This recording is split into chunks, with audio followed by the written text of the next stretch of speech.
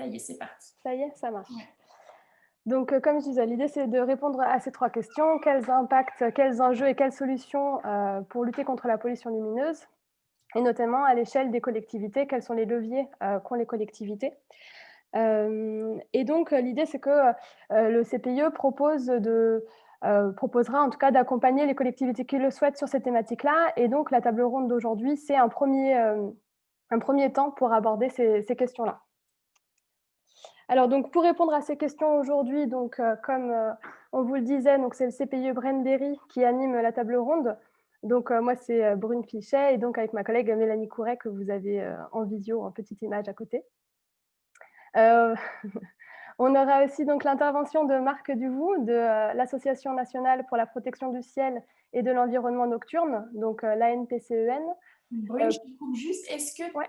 tu as changé de slide ou pas? Parce que nous, on n'a rien qui est apparu. Ah bah si, j'ai changé de slide. Ouais. Ça se voit pas? Non, on n'a pas la suite, on n'a pas Alors, eu la suite. donc vous êtes toujours sur la première. On est toujours sur la première, ouais. Alors tac. Donc avant que On m'a coupé le micro, c'est nécessaire? Je le ra Non? non, je vous Alors ai coupé parce que enfin, je vous c'est pas pour vous vexer du tout, c'est que du coup, on entend du bruit derrière, mais dès que vous voulez intervenir, vous pouvez rallumer votre micro, mais Ah si pour le moment voilà, super, merci Marc. alors je vais relancer le partage d'écran, tac, OK. avec, ici, tac et c'est reparti. Diapo. Vous allez me dire si ça s'affiche. Ouais, super, Est-ce merci. que là c'est bon? Ouais, c'est nickel. Super. Donc comme je disais, donc on aura l'intervention de Marc Duvou, de l'ANPCEN, association que vous connaissez peut-être, parce que c'est celle qui encadre notamment le concours, Villes et villages étoilés. Donc Marc Duvou nous en parlera un petit peu plus tout à l'heure. On a aussi autour de cette, table ronde virtuelle, monsieur Régis Lagautrière et monsieur Didier Routet, des syndicats département de l'énergie. Donc, ils nous feront aussi un point, du fonctionnement des SDE du côté du Cher et du côté de l'Indre. Et puis, on aura 2 témoignages de collectivités, donc monsieur Bernard Thébault, de la commune de Maillet et monsieur Guy Berson de la commune de Sainte-Vite dans le Cher. Voilà, donc pour introduire la soirée, on s'est dit que c'était important de repartir sur la base. Qu'est-ce que la nuit? Parce que, si on traite de la question de la pollution lumineuse, c'est bien pour préserver, notre nuit et donc revenir un peu sur ce que c'est que la nuit. Donc évidemment, vous le savez, la Terre tourne sur elle-même, elle tourne autour du Soleil, donc ce qui constitue une alternance, continuelle, naturelle, et qui crée donc le jour et la nuit, ce qu'on appelle le cycle circadien, et qui est du coup constitué et de la nuit et du jour et de deux périodes donc importantes et charnières dans ce cycle, qui sont l'aube et le crépuscule et qui sont vraiment très importantes pour le vivant. Donc en effet, donc cette alternance nuit et jour a structuré l'évolution et c'est pas forcément intuitif, mais il faut savoir que la majorité des animaux sont nocturnes. Quand on dit nocturne, c'est qu'ils sont soit 100% nocturnes, donc vivent entièrement de nuit, ou partiellement nocturnes, et du coup, ils vont s'activer surtout sur les périodes de crépuscule et d'aurore que je présentais tout à l'heure. Donc, ça représente pour les vertébrés 30% qui sont nocturnes et plus de 64% des invertébrés qui sont considérés comme animaux nocturnes.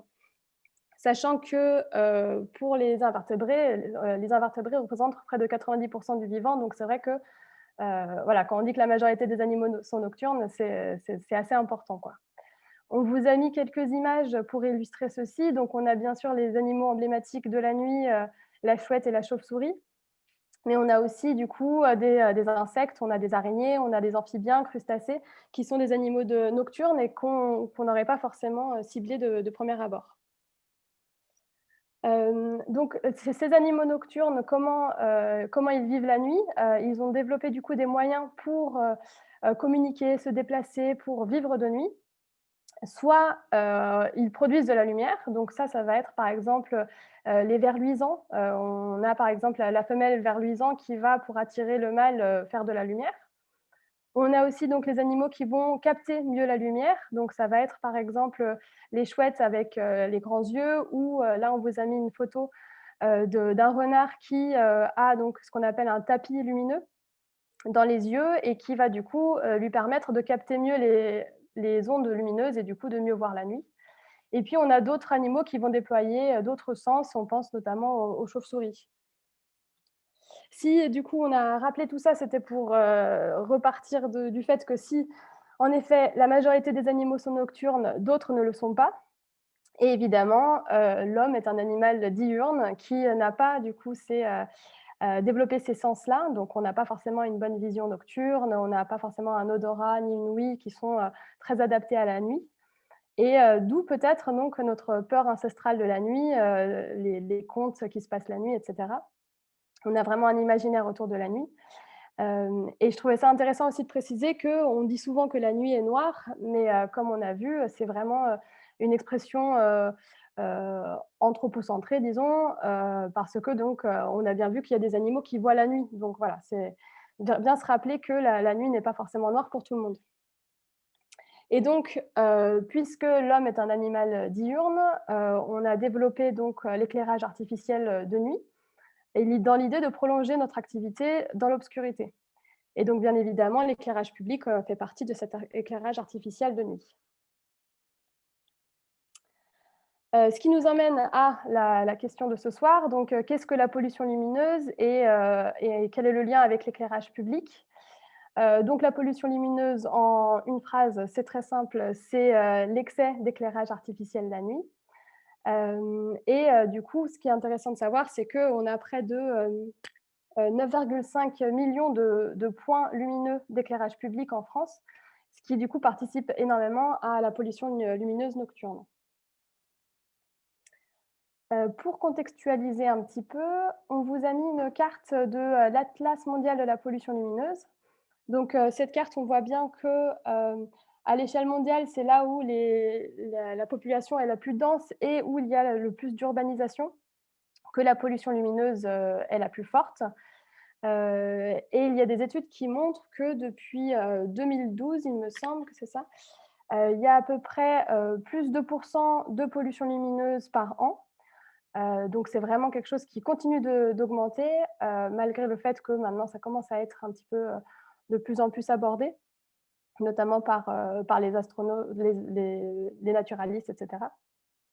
Et donc, c'est 2% de pollution lumineuse, tant en surface éclairée qu'en quantité de lumière émise.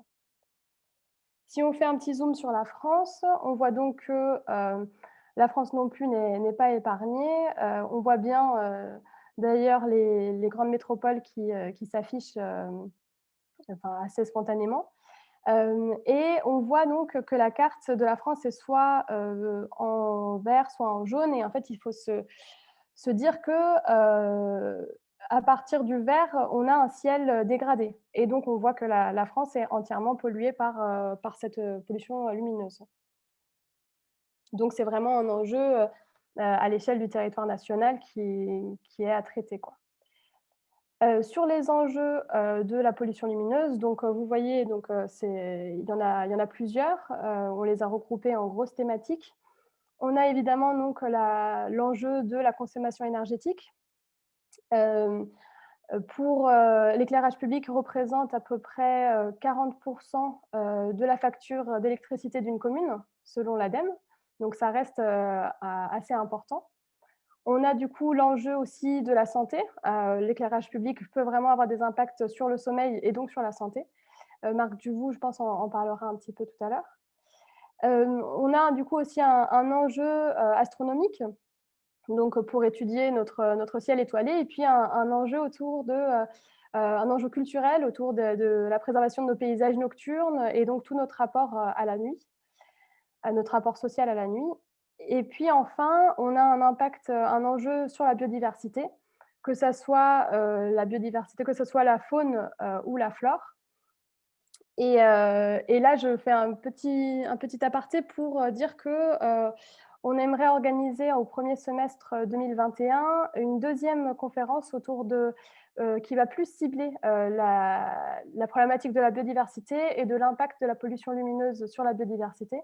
Et donc, voilà, on vous fera parvenir ces informations-là, mais si ça vous intéresse, vous pourrez bien sûr vous inscrire. On espère que ça pourra se faire en présentiel à ce moment-là.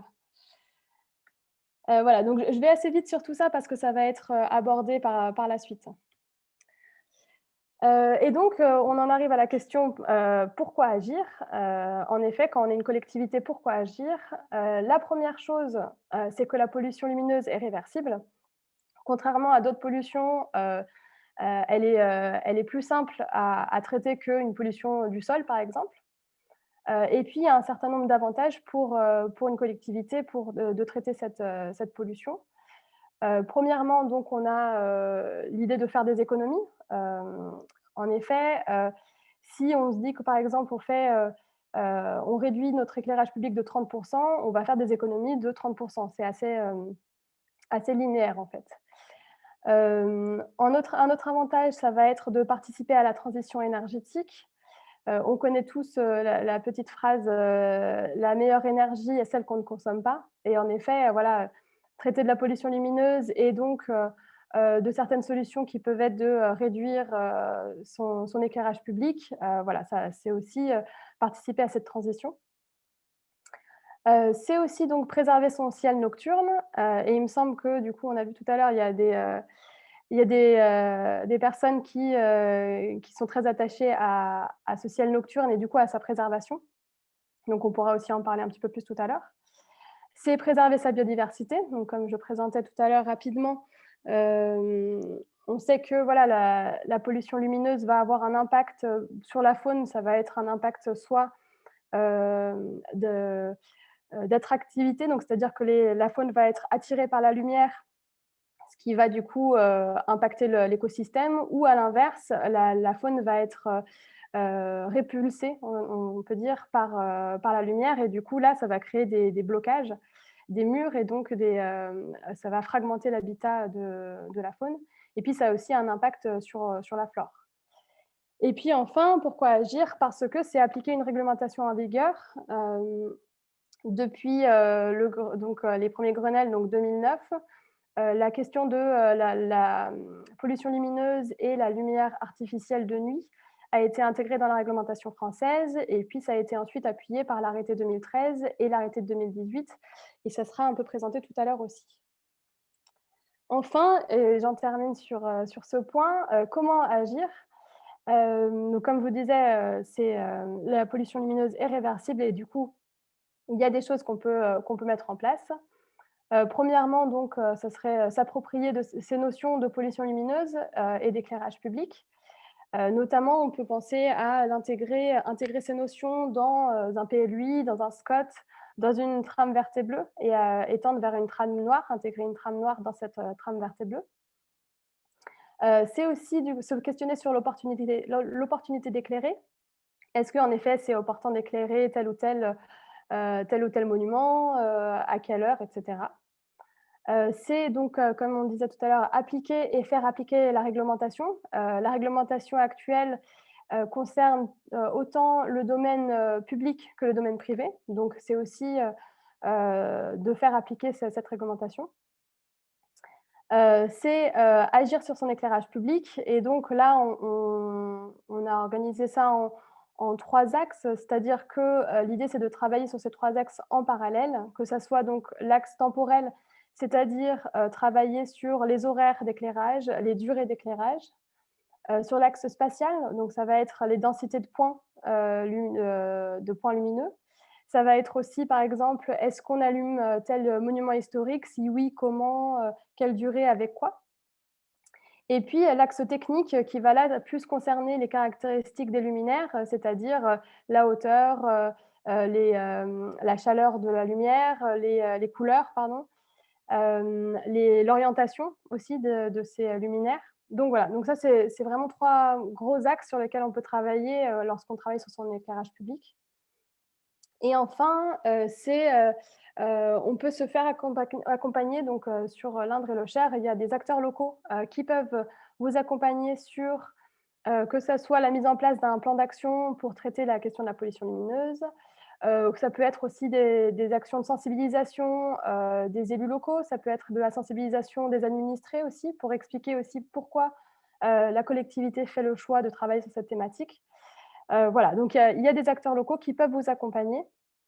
Et l'idée aussi de cette table ronde, c'est de vous présenter une partie de ces acteurs locaux et d'approfondir voilà, toutes ces thématiques. Voilà, donc j'espère avoir été claire pour cette introduction, que voilà, l'idée c'était de pas trop m'attarder là-dessus. Je vais laisser la main du coup à Marc Duvaux. Si Marc, tu veux faire ton partage d'écran, je te laisse la main. Pour mon micro, Ouais, où est-ce que je trouve mon écran là? Je ne le vois plus. Le diaporama, je le trouve comment? alors comme tout à l'heure, tu vas dans partager l'écran sur la petite barre. Écran partagé, Ouais, d'accord. c'est ça. Normalement, il est là. Oui, voilà. Super. On m'entend là, ça passe? Ouais, on t'entend, on te voit et on voit ta Voilà. présentation. Bon, eh bien, écoutez, bonsoir. Je vais pas m'étendre sur le. Merci d'abord de m'avoir invité et je vous propose tout de suite de commencer mon diaporama. Donc, il y a deux parties. Enfin, une première partie assez rapide que Brune m'a demandé. Vous entendez bien là? Pour une première partie, puis après, il y aura d'autres, au fur et à mesure des discussions, je présente autre chose. Donc, je vais essayer de ne pas dépasser 15 minutes. Donc, pour commencer, c'est ouvrez vos yeux et surtout vos oreilles. J'espère que le son sera bon.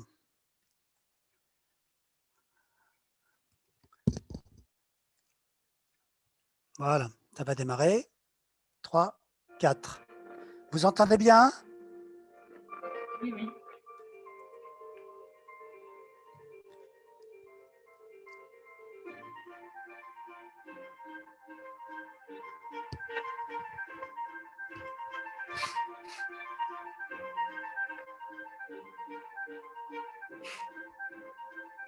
La qualité de la vie nocturne, on l'a découverte avec la NPCEN. On n'avait pas notion des nuisances qu'on pouvait apporter avec notre éclairage public. Et c'est bien l'association qui nous a ouvert les yeux là-dessus. Alors, grâce au concours Ville et Village étoilés, nous avons été amenés à bien réfléchir sur notre consommation d'énergie au niveau de l'éclairage public. Et comme nous sommes engagés dans une démarche territoire énergie positive pour la croissance verte, la réduction d'énergie compte énormément. Très clairement, nous sommes passés en très peu de temps de 100 000 kWh consommés à 25 000 kWh consommés. On a divisé par 4.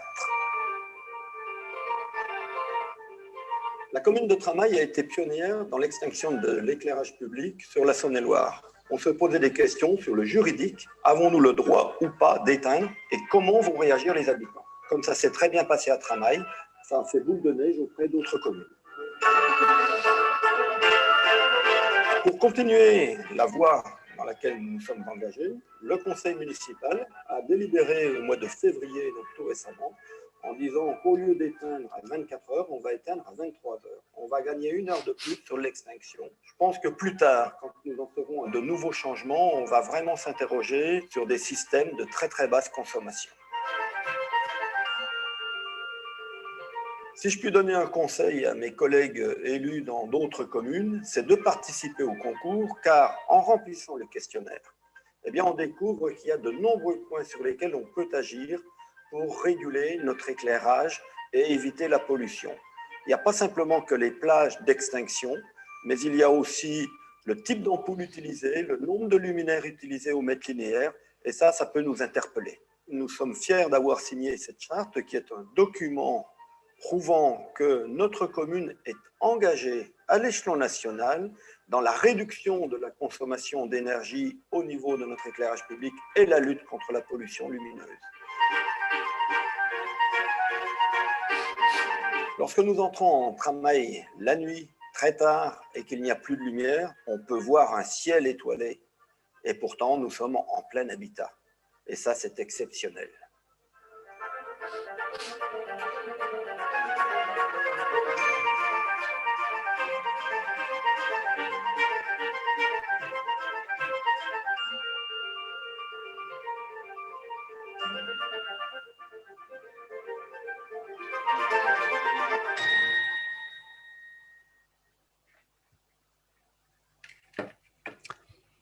Voilà.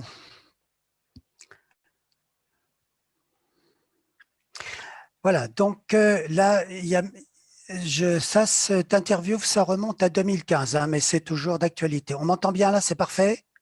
C'est bon? Oui, parfait. D'accord. Alors, donc la NPCN, Association nationale pour la protection du ciel et de l'environnement nocturne, a 20 ans à peu près, un peu plus, 22 ans. Et en fait, nous sommes la seule association avec un but unique, c'est la lutte contre la pollution lumineuse. Il y a d'autres associations, notamment d'astronomes, d'environnementales, etc., qui s'occupent de plusieurs choses, de plusieurs sujets d'environnement, mais nous, c'est uniquement le ciel étoilé, la protection de la pollution lumineuse. Alors, on était reconnu d'intérêt général par le ministère, 2014-2019, des personnes mobilisées. Tout le monde voit bien l'écran? Bon, je ne vais pas tout lire en détail. Donc, un réseau de correspondants locaux bénévoles. Malheureusement, il n'y a pas des correspondants dans tous les départements. C'est pour ça que moi, normalement, je suis département Loir-et-Cher. Et bien sûr, quand on m'invite et quand il y a des contacts, eh bien, ça ne m'empêche pas d'aller contacter sur d'autres départements. Nous avons de nombreux partenariats, France Nature Environnement, LPO, les parcs naturels régionaux, le ministère de la Transition écologique et solidaire, le Muséum national d'histoire naturelle, l'Institut national du sommeil et de la vigilance. IDEA, c'est une association internationale d'origine américaine, c'est International Dark Sky Association, la Société astronomique de France, l'Association des maires de France, les CPIE, les Écomères, oui, et encore bien d'autres. Un petit bulletin d'information qui s'appelle SOS. Et surtout, donc, ce que nous avons créé, qui nous est propre, c'est le concours Ville et Village étoilés, qui existe depuis 2009. Le dernier a eu lieu cette année, 2009, à cheval 2019-2020. Et puis, nous proposons aux communes aussi, il en a parlé dans l'interview, la charte d'engagement. Là, c'est deux choses à peu près, des choses un peu différentes, mais c'est toujours le même but pour l'action sur la protection de ciel étoilé et de l'environnement. Le concours, il est ouvert à peu près tous les 2 ou 3 ans, 2 ans, alors que la charte d'engagement, ça se passe en dehors du concours et c'est une charte qui est pas basée sur une période déterminée comme le concours. On en parlera plus loin si vous voulez, si ça vous intéresse. Alors, le bref historique de la pollution lumineuse, comme le disait Brune, depuis les années 60-90, la pollution lumineuse, c'est surtout l'éclairage public non maîtrisé qui s'accroît partout dans le monde, comme elle l'a dit aussi, considérablement. La préoccupation au départ dans ces années-là, c'était que les astronomes amateurs et professionnels avaient remarqué que la qualité du ciel était très perturbée, de plus en plus perturbée. Donc, c'était surtout la préoccupation au départ, c'était surtout les astronomes. Mais depuis à peu près les années 2000, la préoccupation, c'est le ciel étoilé, et comme j'ai rajouté en rouge, et surtout l'environnement nocturne. Hein. C'est pour ça qu'au départ, l'ANPCN s'appelait ANPCN, ciel nocturne, et qui est venu ANPCEN pour l'environnement nocturne, voilà, à partir de 2007. Bon, ça c'est les titres du talk, on ne va pas s'arrêter là-dessus. Alors, la pollution lumineuse, c'est l'excès de lumière dispensée par l'éclairage public et privé dans l'environnement nocturne, au-delà des besoins réels. Alors, l'éclairage public, c'est l'éclairage public des communes, bien sûr.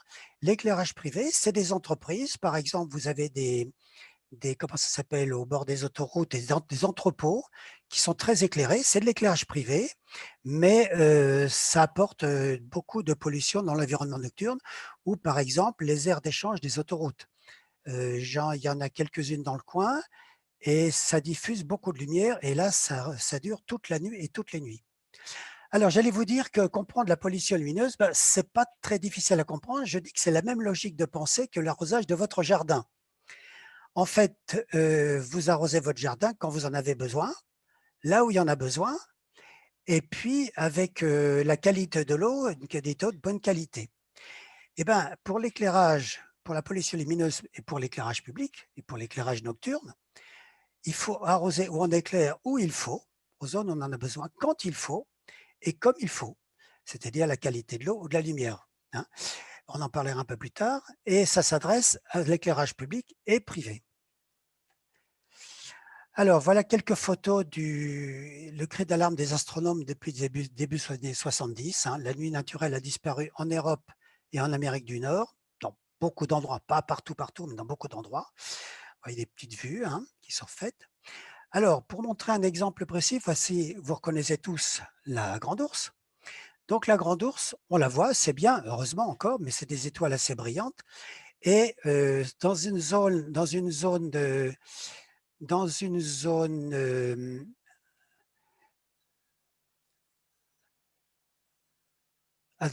polluée, on ne voit que les étoiles de la Grande Ourse et pas les autres à côté. Tandis que si le ciel devient moins pollué, si on a moins d'éclairage public, vous voyez, on voit déjà beaucoup plus d'étoiles dans le ciel du soir. Là, on peut voir ça dès qu'on s'éloigne assez rapidement. Quand c'est un village, quand on s'éloigne d'1 ou 2 kilomètres, ça se voit facilement. Quand c'est une ville un peu plus importante, il faut s'éloigner de 3 ou 4 kilomètres. Ça dépend de la puissance de l'éclairage.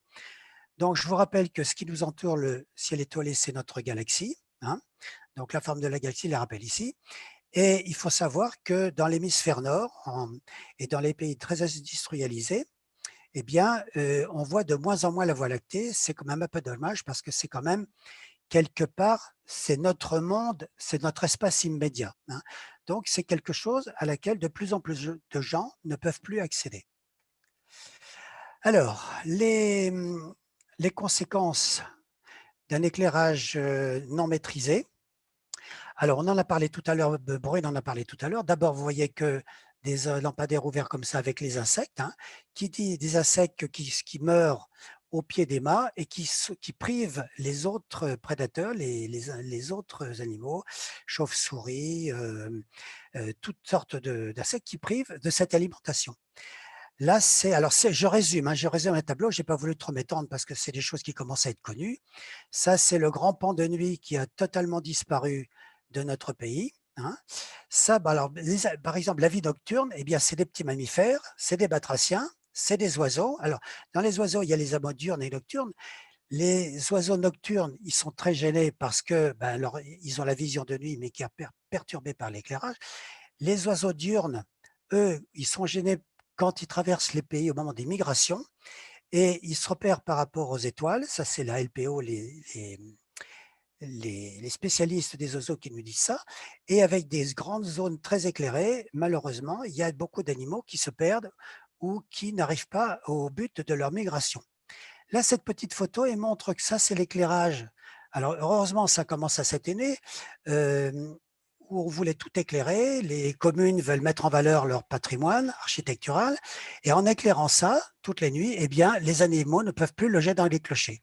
Et on a des exemples concrets dans le Loir-et-Cher, où le fait d'éteindre le patrimoine la nuit, comme les églises ou les clochers ou d'autres bâtiments, eh bien, les animaux reviennent nicher dans ces clochers. Et à condition de faire quelques aménagements, ça n'abîme pas ça ne salit plus les endroits où ils sont installés. Ça, c'est un exemple très concret de l'action de la pollution lumineuse sur les végétaux, parce que les végétaux, c'est vivant aussi. Et là, et ça, c'est une photo qui a été faite à Blois. Là, c'est le jardin de l'évêché, la statue de Jeanne d'Arc qui est là. Eh bien, vous voyez ce projecteur qui est là, empêche les feuilles de tomber, parce que l'arbre, il pense qu'on est toujours éclairé, que c'est toujours la période de l'été. Bon, les chauves-souris sont perturbées, bien que par le super éclairage. Ça, c'est la santé humaine avec les questions d'endormissement. Alors, ça peut être, là, j'ai mis un enfant, un bébé, parce que on a dit qu'on en parlera au moment des LED, que les LED trop blanches, les LED de mauvaise qualité, c'est mauvais pour les rétines, surtout chez les petits. Ça, c'est l'ANSES qui le dit. Et puis, les économies d'énergie, quand on dit à une commune qu'en appliquant les bonnes règles, on peut économiser 30-40% de sa facture d'électricité, bien, ça intéresse mesdames et messieurs les maires. Voilà, je continue. Pour reparler de l'endormissement de la mélatonine, on en parle beaucoup plus depuis quelques années. Donc, la mélatonine est une hormone sécrétée par une glande du cerveau qui s'appelle la glande épiphyse et qui commence à être sécrétée. Alors, la mélatonine, elle est en rouge. Donc, le soir, là, qu'on arrive en fin de journée, Quand l'obscurité arrive, la mélatonine commence à être sécrétée parce qu'elle est en rapport avec la lumière reçue par l'œil. Hein, et à ce moment-là, la mélatonine commence à être sécrétée en début de soirée et elle monte toute la nuit. Et ensuite, en fin de nuit, ça redescend. Et c'est conjugué avec le cortisol. Le cortisol, c'est l'hydrocortisone d'origine humaine, d'origine naturelle. Et on voyait qu'elle a un cycle contraire. Le matin, la mélatonine diminue. Donc, c'est le cortisol humain naturel qui va se redévelopper. Alors, la cortisone, c'est l'hormone de l'éveil, c'est l'hormone de l'activité, c'est l'hormone qui fait remonter le sucre dans le sang. Bref, c'est là quand on se sent en forme. Et quand on dort pas bien, quand on a une mauvaise nuit, eh bien, il y a une altération de cette courbe. C'est pour ça que le matin, quelquefois, on se sent un peu vaseux, on ne se sent pas en forme, parce qu'il n'y a plus la sécrétion de cortisol. Je continue. Alors, pour passer la pollution lumineuse, on a surtout insisté sur les communes, l'éclairage public local des communes, des villes et des villages. Et la grande discussion actuelle, c'est que tout comme on a créé des trames vertes et bleues, eh bien, vous voyez, des zones de vie, il faut trouver des couloirs pour faire que ces zones soient reliées les unes entre elles. Eh bien, au niveau de la pollution lumineuse, on réfléchit beaucoup à la création de trames de noir, c'est-à-dire de couloirs d'obscurité dans lesquels les animaux vont pouvoir circuler, se nourrir, se reproduire. Alors voilà un exemple de carte reconstruite au niveau du Loir-et-Cher. Ça remonte à quelques années, mais l'idée, le principe est toujours le même. Donc ça, c'est une carte reconstituée en fonction des cartes satellites, des cartes avec la population la population des communes, hein, des villes. Et puis quoi d'autre encore? Voilà, c'est ça, oui. Et ça, c'est la carte que reconstituée. Voyons, on voit très bien donc Blois, la Loire ici, le Cher au sud, le Loir au nord. On voit très bien qu'il y a des zones très éclairées, bien sûr, les zones urbanisées, hein, surtout autour des cours d'eau. Eh bien, ça, c'est une carte reconstituée avant la nuit, en début de nuit, disons, hein, quand il n'y a pas d'extinction, d'extinction des points lumineux. Dès qu'on éteint un petit peu, voilà ce que ça donne. Donc, ça veut dire, et encore, cette carte, elle n'est pas juste parce qu'il y a des communes qui éteignent maintenant, comme Onzain ici, comme d'autres communes ici qui commencent à éteindre. Et cette carte, je vais repasser l'autre. Vous voyez qu'en éteignant, on arrive à reconstituer des zones de noir où les animaux, la biodiversité peut fonctionner. Hein. Et là encore, donc là, c'est des couloirs qui sont un peu coupés parce que si on éteignait encore quelques communes en plus, eh bien, on aurait une amélioration de ces couloirs de noir. Donc ça, c'est une idée importante. Il y a la pollution lumineuse dans les communes, mais il y a aussi la jonction entre les zones de noir. C'est très important à comprendre et c'est heureusement on est en train d'y réfléchir et de les mettre en place. Alors, pour résumer, donc la lumière artificielle modifie le rythme circadien de toutes les espèces vivantes sur Terre, y compris l'homme, hein, participe à la fragmentation des habitats, c'est ce qu'on vient de voir sur la carte, détruit les espèces et perturbe les écosystèmes, perturbe la vision du ciel étoilé, qui est un patrimoine culturel et humain. Donc, la vie sur Terre est basée sur l'alternance des jours et des nuits depuis 4 milliards d'années, depuis que la Terre existe, en gros. Hein. On dit la Terre, c'est 4 milliards et demi, le système solaire. Bon, allez, on va laisser 500 000 années de rab, le temps que la Terre se mette à tourner un petit peu plus régulièrement. Donc, en un quart de siècle, renversement total des idées, la vie a besoin de la nuit et la nuit a besoin de nous. Donc là, nous sommes tous responsables, surtout les élus, surtout les communes. Et Hubert Reeves insiste beaucoup dans ses bouquins que la vie nocturne est plus importante que la vie diurne pour la biodiversité. Alors, un autre chapitre important, le changement des concepts en 15 ans, en quinzaine d'années. Donc, avant, si vous voulez, avant les années, hélas, 90-2000, l'obscurité, enfin, traditionnellement, l'obscurité pour la population, c'était quelque chose de sans intérêt. Hein. C'était même gênant. Donc, à la limite, on se disait, ben, la nuit, on n'en a pas besoin, ça ne sert à rien, il faut l'éliminer. Conséquence, on éclaire tout comme on veut, comme partout, les illuminants, tout partout, on peut tout éclairer, n'importe comment. Et là, maintenant, il y a un changement de concept important, c'est que l'obscurité ou la nuit, c'est devenu une ressource. C'est devenu une ressource parce que c'est devenu une ressource de vie pour la biodiversité. Donc, j'ai parlé des trames de noir à recréer, hein, à accentuer en tout cas. C'est une ressource pour le ciel étoilé, l'astronomie, le tourisme, plaisir, espace. J'ai abrégé, hein, j'ai été rapidement, des ressources de nature, de paysages nocturnes, de calme, de sérénité. Les paysages nocturnes sont maintenant reconnus comme éléments importants à respecter dans les grenelles de l'environnement, hein. Ensuite, sur la santé humaine, la santé physique et psychologique, j'insiste pas. Et puis, les économies d'énergie, à travers les économies d'énergie, il ne faut pas oublier qu'il y a une baisse du CO2. Toute l'électricité en France ne vient pas du nucléaire. Donc, surtout en hiver, on se branche sur des centrales à charbon qui dégagent du CO2. Et surtout, maintenant, cette notion dans les concepts du respect de l'environnement nocturne, c'est inscrit dans la loi par l'arrêté du 27 décembre 2018. Hein. C'est l'arrêté ministériel du 27 décembre 2018. Encore une petite diapo. Alors, j'ai précisé les caractéristiques essentielles de l'éclairage, de ce qu'il faut faire ou ce qu'il ne faut pas faire, mais de ce qu'il faut faire surtout. Première chose, éteindre en milieu de nuit. Et j'allais rajouter, ce n'est pas des choses très difficiles à faire, hein, c'est facile à comprendre. D'abord, éteindre en milieu de nuit, hein. Et pour ça, eh bien, à la place des horloges qu'on a actuellement, qui sont des minuteries, qui sont en général des horaires fixes, les horloges astronomiques ne sont pas très chères. Il y a des régions, par exemple la région centre aide les communes à acquérir des horloges astronomiques. Les horloges astronomiques, c'est basé sur la durée exacte du jour. Donc, on peut les régler, mais en même temps, ça fonctionne comme la rotation de la Terre. C'est pour ça que ça s'appelle astronomique. Ça n'a pas des prix astronomiques, mais c'est très utile parce que c'est basé sur la rotation exacte de la Terre. Deuxième critère important, hein, extinction, premier. Deuxième, c'est l'ampoule totalement encastrée. Totalement encastrée dans l'abat-jour, parce que dès que l'ampoule dépasse un petit peu en dessous, elle renvoie de la lumière vers le haut. Et ça, c'est 2700 K, ça veut dire Kelvin.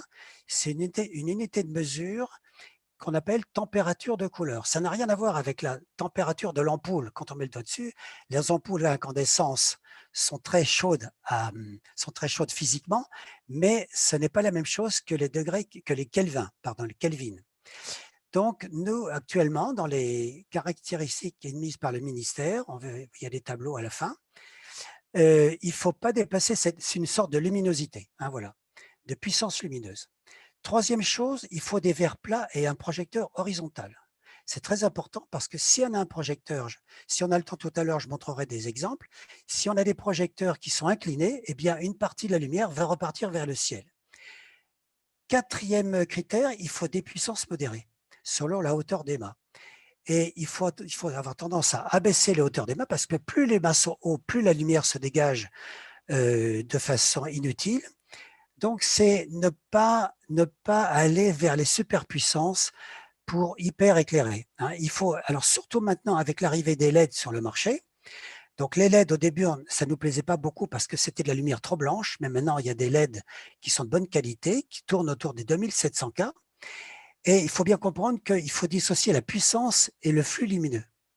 Donc, le paradoxe des LED, c'est comme c'est des lampes économiques, eh bien, les communes, les municipalités avaient tendance à mettre de la puissance excessive, d'où excès de lumière, hein. Donc, tout ça, maintenant, c'est bien répertorié dans l'arrêté ministériel du 27 décembre 2018. Voilà, on en reparlera plus tard. Je ne veux pas dépasser mon temps de parole. Je m'arrête là. Voilà, s'il y a des questions, je suis à votre disposition. Ça va, je n'ai pas dépassé 15 minutes. Super, Marc, merci beaucoup. De toute façon, on avait prévu plutôt d'enchaîner les interventions. N'hésitez pas à mettre vos questions dans le chat et puis on y reviendra après pour être sûr que tout le monde ait la possibilité d'intervenir. Donc là, la suite, c'était l'intervention des syndicats départementaux d'énergie. Alors après, on ne s'était pas vraiment dit si c'était l'Indre ou le Cher d'abord, donc je ne sais pas qui veut commencer. Didier, Régis? Marc, je vous propose de quitter votre… Voilà, super. Voilà, j'arrête le diaporama, hein. Ouais, super, merci beaucoup. Voilà. Et là, j'arrête. Voilà, merci. Alors, Régis, Didier, je Oui, sais pas. je peux intervenir si vous voulez. Super. Eh ben, je vous laisse partager votre écran. Très bien. Alors, bonjour à tous.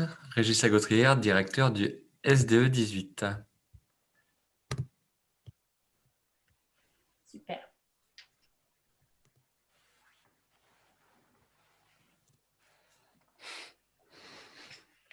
Alors, le SDE18, je vais vous faire une présentation rapide de la structure, parce que c'est bien de connaître l'ensemble pour voir plus vraiment la manière dont on peut agir au niveau de l'éclairage public.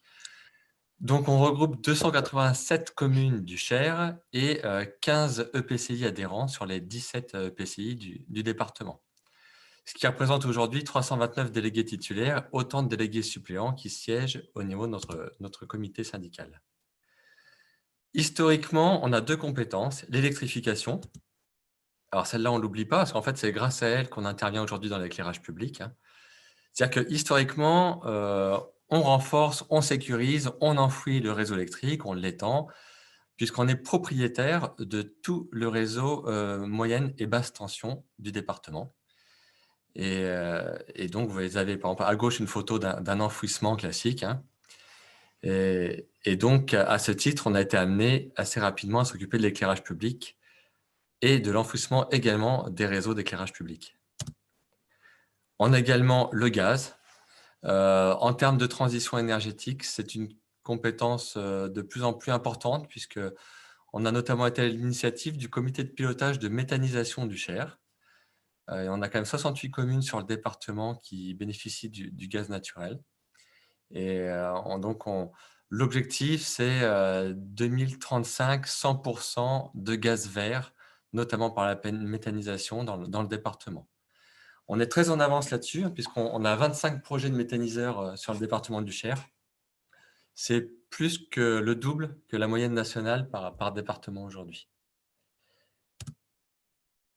Et donc, à ce titre, de plus en plus, le SDE18 s'est dirigé vers la transition énergétique et est devenu le référent des collectivités du Cher dans ce domaine.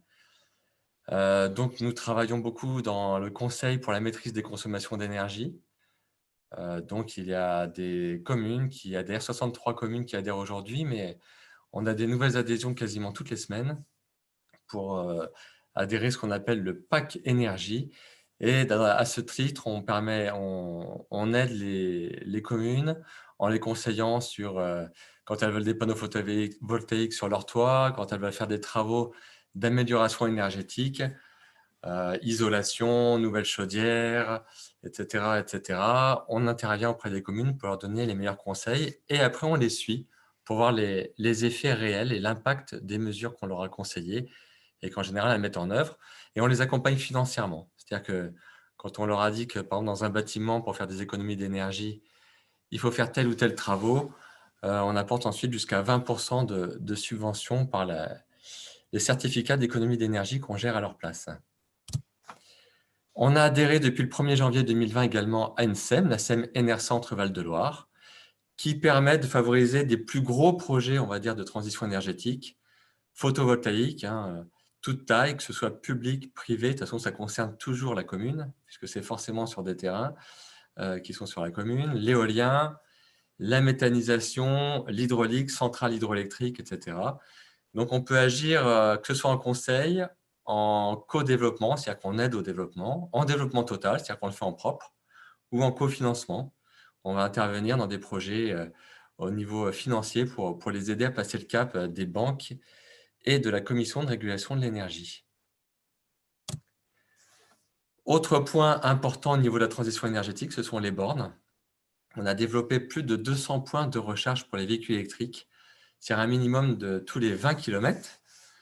On a un petit retard sur la partie du sud du département, donc autour de Saint-Amand, mais c'est en train de se corriger puisque les projets se mettent en place. Et donc, on aura vraiment un territoire départemental très bien équipé. C'est très important puisque au début de l'année, on avait un véhicule sur 5 acheté en France qui était électrique ou hybride. Et là, en cette fin d'année, on est quasiment à un véhicule sur 2 dans la plupart des concessions, c'est les données qu'on remonte actuellement, qui sont électriques ou hybrides. Donc, on commence vraiment à avoir un développement très, très important. Et donc, on en arrive à un autre point, donc effectivement majeur et qui nous intéresse aujourd'hui sur la transition énergétique, qui est l'éclairage public.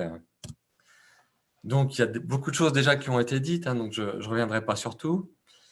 Nous, c'est une compétence qui est proposée de manière optionnelle aux collectivités. Sauf que sur voilà, 287 communes, on a déjà 276 qui ont adhéré. 62 000 points lumineux sont gérés aujourd'hui par le SDE 18. Et on a des demandes de plus en plus importantes, y compris des grosses communes urbaines qu'on n'avait pas jusqu'à maintenant. Pourquoi? Parce que l'éclairage public, comme ça a été présenté par Marc Duvaux à l'instant, c'est de plus en plus complexe sur les flux, sur le spectre, sur la couleur. Et ça demande de plus en plus une technicité importante pour conseiller les communes. Et nous, effectivement, SD18, on a vraiment des spécialistes dans ce domaine. C'est de plus en plus important en termes d'investissement, puisqu'aujourd'hui, ça représente 40% de nos travaux d'investissement. Près de 6 millions d'euros de nos dépenses d'investissement aujourd'hui sont focalisées sur l'éclairage public. Voilà. Alors, qui se diversifie énormément, comme vous voyez sur les photos. Donc là, on a Moulins-sur-Yèvre à gauche, à côté de la crèche, un éclairage en forme de fleurs. Donc là, vous voyez bien les LED en dessous, voilà, qui sont vraiment encastrés à l'intérieur de la structure. Au milieu, un éclairage type ancien, lanterne, mais ce sont bien des LED à l'intérieur, qui n'éclairent que le sol. Et puis à Maubranche, encore à Moulins-sur-Yèvre, un éclairage très moderne qui va bien au-dessus de la route grâce à son effet penché. Alors, rassurez-vous, je ne vais pas vous lire toute la réglementation, mais j'ai vu qu'il y avait des questions à ce sujet-là, donc je vais quand même vous dire quelques éléments. L'éclairage public relève du pouvoir de police du maire. Soyons clairs, donc c'est une obligation d'assurer un éclairage public, mais il n'y a pas d'obligation générale et absolue des voies publiques ou privées. Effectivement, on ne peut pas imposer à un maire de tout éclairer et d'éclairer tout le temps.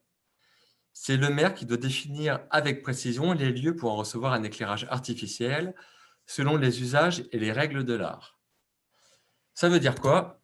Ça veut dire qu'en fait, il faut trouver un équilibre. Parce que même si le maire n'est pas obligé d'éclairer, il est quand même responsable pour la sécurité, en termes de la police de sécurité, d'éclairer pour éviter des accidents sur les passages piétons, pour la circulation, etc. Donc, il y a une question qui a été posée à un sénateur assez récemment, en 2015. Donc, un sénateur a posé une question et le ministère de l'Intérieur a répondu « L'éclairage public ne saurait être supprimé sur l'ensemble du territoire de la commune. Il appartient au maire de rechercher un juste équilibre entre les objectifs d'économie d'énergie et de sécurité afin de déterminer les secteurs de la commune prioritaires en matière d'éclairage public au regard des circonstances locales. » Une évolution importante qui a été soulignée tout à l'heure, c'est que vous voyez, en 2015, on disait un juste équilibre entre économie d'énergie et sécurité. En 5 années seulement, les enjeux sur la faune et l'environnement nocturne ont explosé. Et aujourd'hui, vous auriez une réponse ministérielle de ce type. On parlerait également de l'environnement nocturne et pas seulement des économies d'énergie. On voit la réglementation, elle s'intensifie. Règlement européen de 2009, bannissement progressif des lampes énergivores. Loi Grenelle 2 de 2010, décret restrictif sur l'éclairage des monuments, des bureaux, des vitrines. On n'a plus le droit d'allumer tout ça après 1h du matin aujourd'hui. Loi transition énergétique 2015, exemplarité demandée aux collectivités. Il faut intégrer dans les PCAET une partie sur tout ce qui est éclairage public, lumière, nuisance lumineuse. Maintenant, c'est obligatoire. Et effectivement, on parlait des trames vertes pour tout ce qui est, on va dire, la nature telle qu'on la connaît, forêt, etc. On va dire ce qui n'est pas urbanisé. Les trames bleues qui reprennent aussi toutes les parties eau, aquatiques. Et donc, effectivement, il y a ces trames noires dont on a parlé. Elles sont fondamentales parce que si vous faites une trame verte, une trame bleue avec des corridors entre les deux, ou des couloirs, et que vous mettez une rue complète d'éclairage d'une commune qui n'éteint jamais sa lumière et qui met un éclairage total sur toute une rue, c'est un véritable barrage. Donc, on en reparlera après. Loi biodiversité 2016, qui dit que les paysages nocturnes font partie du patrimoine commun de la nation. Il est du devoir de chacun de veiller à la sauvegarde et de contribuer à la protection de l'environnement, y compris nocturne. Et il y a ce fameux arrêté de décembre 2018, des nuisances lumineuses, restriction sur les couleurs d'éclairage, donc inférieures à 3000 Kelvin obligatoire. En gros, il ne doit plus y avoir de lumière blanche et bleue très forte Il est préconisé, effectivement, comme c'était dit, d'être en dessous de 2700 Kelvin. C'est un idéal. Et il existe même maintenant des LED ambrées, hein, c'est-à-dire qui ne sont pas blanches à l'origine et qui permettent d'ambrer l'éclairage. Bon, le problème, c'est que pour l'instant, tous nos prestataires ne permettent pas de les fournir. Le cône d'éclairage, hein, on doit éclairer spécialement uniquement le sol et pas de travers ou au-dessus. La fin des éclairages boules, donc là, je m'adresse également aux élus, puisque ces fameux éclairages boules qu'on a eu beaucoup à une époque, notamment dans les lotissements, etc., qui éclairent le ciel surtout, sont complètement interdits à partir du 1er janvier 2025. Il ne sera plus possible d'avoir un éclairage boule sur son territoire. Donc, d'ici le 1er janvier 2025, il faut tout éradiquer. Et nous, dans le Cher, on a mis en place une aide, c'est-à-dire que les communes qui sont encore en éclairage boule, qui veulent passer en LED, on leur paye 70% de la dépense pour les aider à passer ce cap. Alors, les enjeux, c'est… Donc, effectivement, il y a des menaces sur la faune, sur les dépenses énergétiques, etc., mais c'est aussi un service public indispensable. 90% des habitants considèrent l'éclairage public comme un enjeu central de sécurité. Une étude HEC de 2014. Et un habitant sur 5 estime que sa rue n'est pas assez éclairée. Exemple, Gerza a fait une extinction de son éclairage la nuit. Il y a eu une explosion des cambriolages et des dégradations.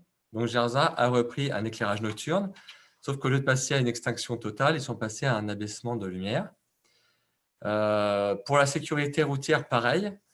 Erquin-Gemlis a été la première commune en France à tester l'extinction nocturne. Ils l'ont remis en route parce qu'il y a eu des gros problèmes de protection piétons et vélos. Il faut savoir que l'humain n'est pas du tout adapté à une vision nocturne. La nuit, la plupart des gens ne le savent pas, mais la nuit, on voit, mais on voit en nuances de gris. Alors, c'est un peu plus que 50 nuances de gris, là. On a beaucoup plus de nuances. Mais par contre, effectivement, il faut être au moins une demi-heure dans la nuit pour commencer à voir ces nuances correctement. Donc, c'est-à-dire que vous prenez un phare de voiture dans le visage, pendant une demi-heure, vous voyez mal la nuit. Voilà. Donc, c'est très important pour la sécurité de personnes qui a un éclairage, notamment parce que je mets une lumière qui en évite d'autres. Il y a des bourgs qui sont passés en extinction totale et qui se sont rendus compte que les voitures qui traversaient le bourg, au lieu de le traverser en feu de croisement, du coup, elles restent en plein phare, ce qui crée d'autres problèmes sur les gens qui dorment, etc., qui ont des pleins phares régulièrement dans leurs fenêtres. Donc, c'est un équilibre à trouver. Et de quoi parlons-nous en termes de nuisance? Donc, il a été dit, 30% des vertébrés, 60% des invertébrés vivent la nuit. Donc, il y a 3 types de nuisances importantes. D'abord, sur le coût financier. L'éclairage public, effectivement, c'est 40% des dépenses en électricité des collectivités. Heureusement, ça a baissé. La durée moyenne de l'éclairage public en France, elle est passée de 4100 à 3100 heures entre 1990 et 2015. Il y a une vraie prise de conscience, ça a été dit par Marc tout à l'heure, des collectivités. La nuisance lumineuse au sol, c'est une vraie perturbation d'écosystèmes locaux, des corridors écologiques, comme j'en ai parlé, tout ce qui est couloir, tout ce qui est trame verte et bleue. Parce qu'en fonction des espèces, il y en a qui sont attirés et d'autres qui ont une répulsion vis-à-vis d'une rue éclairée, par exemple. Il faut savoir que pour certaines espèces, c'est comme un mur, comme une autoroute. Voilà, les espèces, comme l'autoroute qui traverse la Sologne, ça coupe des couloirs écologiques de déplacement d'animaux. Et qu'est-ce qu'on a fait sur ces autoroutes? On a fait des tubes, des passages sous les autoroutes pour faire passer les crapauds, les grenouilles, etc., les reptiles. On a fait des ponts spécialement adaptés aux couloirs pour tout ce qui est faune, tout ce qui est grand gibier, etc. Il faut se dire que c'est la même chose pour l'éclairage public. Une rue d'éclairage public, si elle est mal placée, si elle est sur un couloir d'une espèce animale, elle agit comme une route. L'animal va être complètement stoppé, ne passera pas. Ou alors, s'il est attiré, c'est l'inverse, il ne pourra plus en être délogé. Et c'est pour ça qu'il faut vraiment étudier, quand on met un éclairage public en place, si on n'est pas sur des systèmes, des écosystèmes qui méritent des traitements particuliers et d'adapter la lumière à la situation. Par exemple, il est interdit maintenant d'éclairer des falaises, d'éclairer des mares, etc., puisqu'on a des écosystèmes très fragiles là qui seraient énormément perturbés. Alors ça, c'est la nuisance vers le sol, et il y a la nuisance vers le ciel et dans l'environnement proche. Perturbation des migrations, à tel point qu'on a déjà eu plus de 100 oiseaux migrateurs qui sont écrasés littéralement sur un clocher dans une ville parce qu'ils étaient perdus à cause de, effectivement, ils se repèrent avec les étoiles et ils étaient perdus et il y a eu un dérèglement de leur trajet. Dérèglement du sommeil humain, ça a été dit. Affaiblissement, voire impossibilité des investigations astronomiques. Alors, qu'est-ce qu'on peut faire, nous, le SDE 18, qui a cette compétence, effectivement? Déjà, c'est faire un diagnostic. Parce qu'il y a beaucoup d'éclairage vétus, donc déjà, il y a des économies fortes à réaliser. Et il ne faut pas éclairer à tout va, il faut éclairer de manière mesurée. Donc, il faut agir sur les points lumineux, diriger les éclairages vers le sol, plus rien vers le ciel. De toute façon, ça a été interdit maintenant par l'arrêté des nuisances lumineuses de 2018. Avoir des hauteurs de mât adaptées, diffuser une lumière la moins froide possible, c'est-à-dire éviter le trop blanc, voire le bleu. Limitation à 3000 Kelvin impérative, mais si on peut aller en dessous, c'est mieux. Jouer sur l'intensité lumineuse. Éviter le réfléchissement au sol vers le ciel. Alors, jouer sur l'intensité lumineuse. Il faut savoir qu'on ne peut limiter la puissance lumineuse, si vous voulez, que sur les LED. Les autres types d'éclairage ne permettent pas facilement de faire ça, voire pas du tout. Il faut vraiment avoir des LED pour avoir la capacité de diminuer au maximum l'intensité lumineuse. On peut diminuer jusqu'à 80%, c'est-à-dire qu'il n'y ait plus que 20% d'éclairage dans une rue. Donc ça, c'est très important parce que du coup, ça fait des économies énormes et puis on peut du coup avoir aussi une puissance lumineuse beaucoup moins attractive pour certaines espèces ou répulsive pour d'autres. Éviter le réfléchissement au sol vers le ciel, parce qu'on a beau dire qu'on éclaire le sol et qu'on n'envoie plus rien vers le ciel, si vous avez des éléments au sol qui renvoient vers le ciel, une rivière, un cours d'eau, une mare, etc., on a tout faux, c'est-à-dire qu'au final, on éclaire quand même le ciel. Donc ça, on l'étudie également.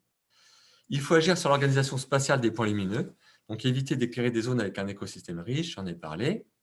Permettre des corridors noirs, des trames noires ou sombres, à coordonner avec les trames vertes et bleues. Ne pas couper les continuités écologiques par une barrière lumineuse, infranchissable pour certaines espèces. Agir sur les plages horaires de l'éclairage, avec des horloges, penser à la détection. Alors, déjà, parce qu'on a des élus qui nous disent « moi, je vais faire une extinction pour avoir une réponse écologique. Voilà, je veux tout éteindre de minuit à 6 heures du matin, quoi qu'il arrive. » Alors moi, nous on dit attention, déjà pour être efficace, si on veut faire une extinction efficace, il faut éteindre avant 23 heures. C'est-à-dire que minuit, c'est trop tard déjà. Minuit, c'est trop tard. Les espèces principales qui vont être attirées, on a déjà fait le mal. Les papillons, etc. Celles qui vont être éblouies, elles auront fait demi-tour. Voilà. On sait qu'il faut de toute façon agir avant 23 heures pour avoir un effet sur la faune et la flore. Effectivement, l'effet sur la flore, on sait que dans les villes aujourd'hui, les bourgeons peuvent apparaître sur les arbres 2 à 3 semaines à la campagne. Donc, c'est une aberration. On dit, tiens, ça pousse mieux en ville qu'à la campagne. Non, non. C'est juste qu'en ville, ils croient que, comme ça éclaire plus fort, que la nature peut déjà prendre ses droits. Et effectivement, ça crée des problèmes importants dans ce cadre-là aussi. Alors, agir sur les plages horaires de l'éclairage, voilà, ça se réfléchit, ça se fait avec des experts. Et penser à la détection, c'est quoi la détection? C'est-à-dire qu'on peut faire des extinctions dans des rues où il n'y a pas de problème de sécurité, notamment des rues en sens unique, des rues, des places. Les places, ça marche très fort aussi. On met des détecteurs de présence, c'est-à-dire que c'est complètement éteint, complètement noir, et quand la voiture arrive, ça s'allume à ce moment-là. Et ça ne s'allume qu'à ce moment-là. Et au fur et à mesure que la voiture avance, ça s'éteint derrière par la suite. Je dis voiture, ça peut être un piéton, un vélo, de la même manière. soit c'est complètement éteint et ça s'allume au fur et à mesure, soit on abaisse de 80% la puissance lumineuse, et quand quelqu'un arrive, on repasse à 100% ou à 80%. Voilà. C'est ce qui est fait, par exemple, on a des exemples comme ça à Sancerre, au Binge. Je vais vous montrer une petite vidéo sur le fonctionnement tout de suite après. Et ça, vous avez à la fois des résultats sur tout ce qui est faune, sur tout ce qui est économie d'énergie, c'est colossal, hein, on fait des économies de 70%, et vous gardez la sécurité. On peut aussi agir sur l'environnement pour dévier une continuité écologique si l'éclairage est impératif sur un secteur, parce que des fois on a des éclairages de sécurité impératifs. Donc des fois on va trouver d'autres solutions aussi pour faciliter une continuité écologique quand c'est possible. C'est ce que font les autoroutes, hein, avec les couloirs de traversée. Et on peut aussi avoir une démarche vertueuse. Donc là, effectivement, je suis content d'avoir l'ANPCN avec nous, puisqu'il y a des chartes très intéressantes pour sensibiliser et les élus et les habitants. Le concours Villes et Villages étoilés, qu'on souhaite justement proposer à certaines de nos communes, notamment en Sologne. On a quelques projets pour certaines communes, pas loin des radiotélescopes, hein, vous m'aurez compris. Et c'est vrai que on souhaite mettre des choses en place là-dessus. Alors, je vais vous montrer une petite vidéo qui vous montre un petit peu ce qui se fait en termes de détection sur des extinctions totales ou partielles et qui sont faites sur notre territoire. C'est une vidéo qui est tournée dans le Cher par Citeos. Alors, vous voyez, la voiture arrive, éclairage par détection. Au fur et à mesure que la voiture avance, ça s'allume, avec une intensité lumineuse plus forte au niveau des carrefours. Là, on est à Aubinge.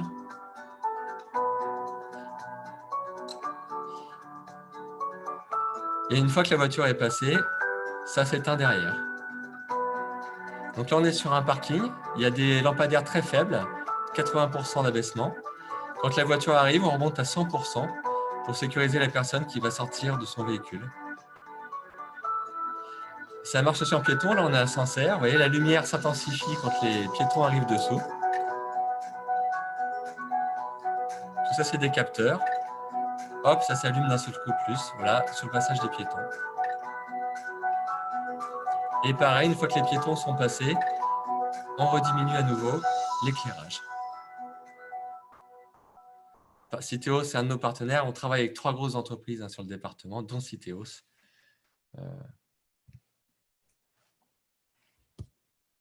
Voilà, écoutez, j'en ai terminé pour ma part. J'espère que je n'ai pas été trop long. Et je suis ouvert également à toutes les questions qui arriveront. Oui, on va enchaîner avec du coup le SDEI, donc votre homologue dans l'Inde. Donc Didier, si vous pouvez… Ah bah ça y est, je le vois, je ne voyais pas. Vous avez aussi un diaporama, donc si vous souhaitez partager votre écran.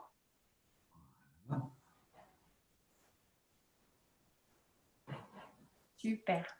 Bon. Donc, je me présente, Didier Routet, responsable du service énergie au sein du SDEI. Donc, je vais faire une petite présentation du syndicat. Donc, le syndicat, c'est l'autorité organisatrice de la distribution publique d'électricité. Donc, on est au service de 241 communes dans le département de l'Ain. Donc, on a 50 élus au conseil syndical et 22 personnes administratives et techniques qui travaillent au sein du syndicat. Donc, l'organisation territoriale, donc on a un président avec des vice-présidents. Bon, voilà, ils sont connus dans le département. Je ne m'étale pas dessus. Donc, les services du SDEI. Donc, nous, comme le SDE 18, on a le contrat de concession avec l'exploitant du réseau de distribution d'électricité et de la fourniture d'énergie électrique au tarif réglementé. Donc, ça, c'est ce qui réglemente un peu le syndicat. Donc, le nouveau contrat de concession est entré en vigueur au 1er janvier 2019. On a été dans les premiers syndicats à renouveler notre contrat de concession. Donc, en fin de compte, les réseaux appartiennent aux communes qui sont fédérées en syndicats et il faut un gestionnaire de réseau. Donc, c'est Enedis qui a eu le contrat de concession et EDF qui s'occupe des tarifs réglementés. Voilà. Ça, c'est un petit peu le fonctionnement des syndicats est régi par le contrat de concession.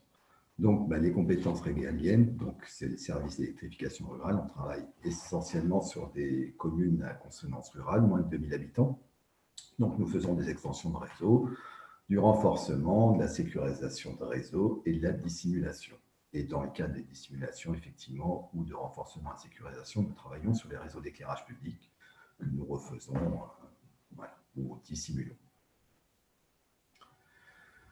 Donc aussi, nous avons un système d'information géographique au SDEI qui nous permet justement de visualiser tous les réseaux, c'est-à-dire tous les réseaux électriques, aussi bien basse tension, haute tension, ainsi que l'éclairage public, tout ce qui est réseau sec, de l'urbanisme, des réseaux humides, de la voirie, des déchets.